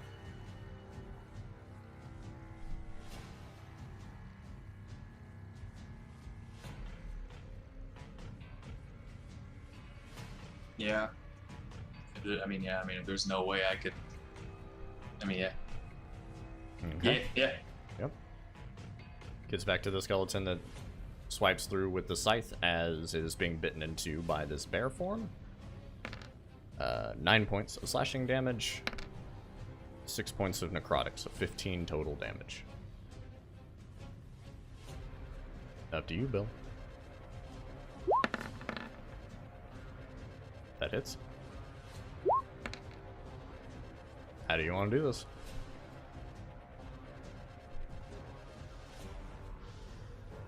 I want to grab it by its head and give it a real, like a dog playing with a toy, just quick snap and snap it in half. Yeah, you grab into it, you hear the snap as it turns into smoke and disappears. As, once again, we have reached the end of this battle for the second time. And a different outcome, but this time, Pharaoh is the one with no life at the moment.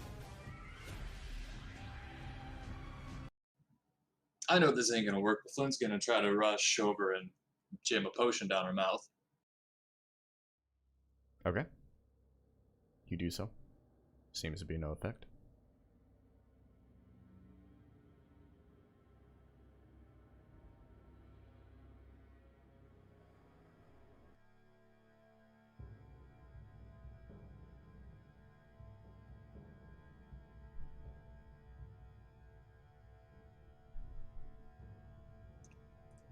I need to get it back to test Tooth, whatever the fuck it is.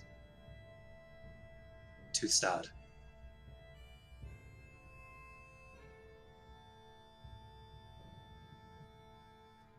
Yeah, we got to do it quickly.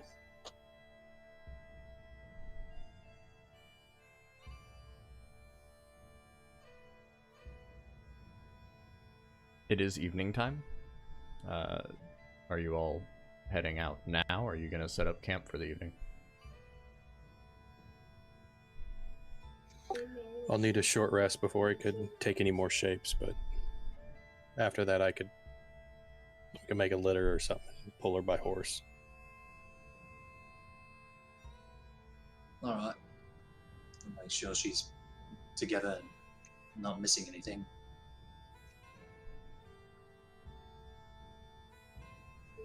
I will take the deck of many things and put it into the bag of holding. Okay. Place it into the bag of holding. And you all are taking a short rest? Yeah, and then I'll start building a litter to pull behind the horse. Okay. So you all take a short rest, take an hour. Bill, you can roll hit dice. And get back whatever you want. Flynn, you're back to a full rest at the moment.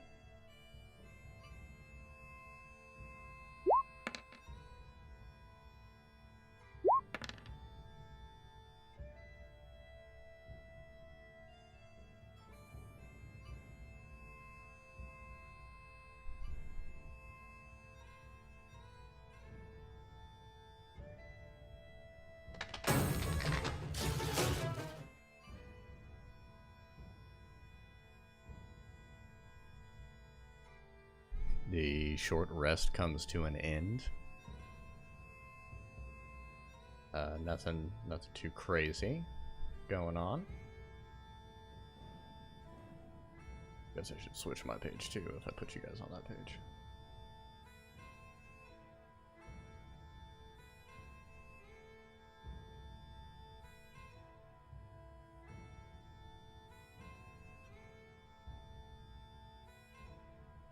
Hour passes, you get all your spells back, and you begin to build something that you can use to transport the body. Give me just a...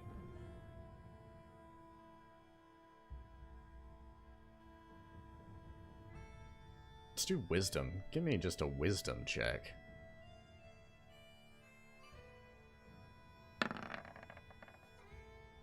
Okay. The resources are very light here in the cave. You do know there's some trees, or the sparse trees are kind of outside a little bit. Make a quick trip. Get some stuff to make the most simple version of something that can transport a body. You have it ready to go. Do know that you all are like approximately like 6 hours away from where the entrance into the city is.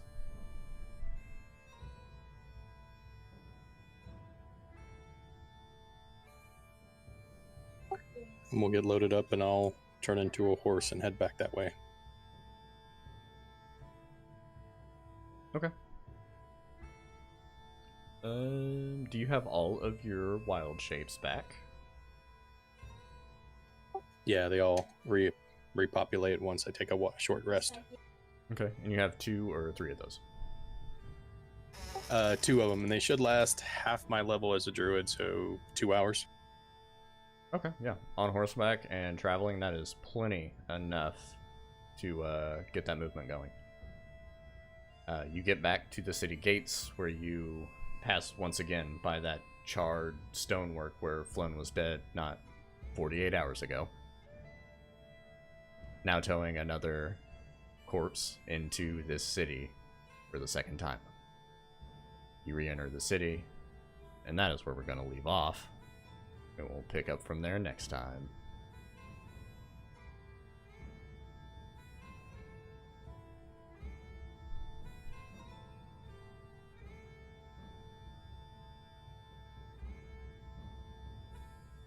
Just had to draw from the deck, didn't you?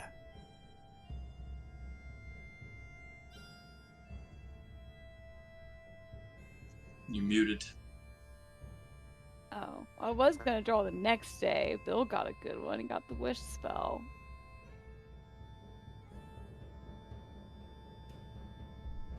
Didn't know the cards drew for ya. If you declare, they will draw. I do I was- declare.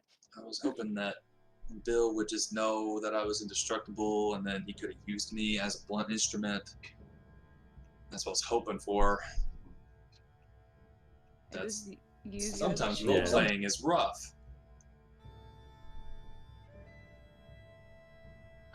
That's the first time I fought the Avatar of Death, though. That was something. I have no regrets. Oh You just- man. Instead of me dying, I'm just gonna add on to Flynn's trauma. And that's just, I'm gonna practice crying on the spot. This is good for my acting. Oh, guess I'll look at some other characters to possibly play this week. Yeah, you might I want got to some do that. ideas. I got some Well, ideas. it's not over quite yet. I mean, we're gonna walk into the city, and you'll be transported to some succubus's sex dungeon. I'll totally trade my soul to a succubus to save you. Let's do this. They're gonna be like, you don't have one. Some ice cream man has it. I forgot about the ice cream man. I didn't. This party Why is do in you a think Flint bad is- state right now. Why do you think Flint is so stressed? There's so many things going on right now. You do seem to be the target of most things. Yeah, Avatar of Death and a squishy wizard are not the best combination. What is the Wild av- shapes. Wild shapes surprisingly helpful against the Avatar of Death. I mean, if I had more of my healing words, I could have survived that. Could have done it. It's close. They got a super high AC. Other than that, it's just a slugfest to try to get past them. Mhm. That's it. Well, hey YouTube, thanks for watching. Another PC death. Really adding the tallies in this one. Hey, like and subscribe. Maybe if we get enough of them, Pharaoh will come back. Probably not, but you know. You know how it goes. Alright, bye YouTube. We'll miss you. Bye. Love ya.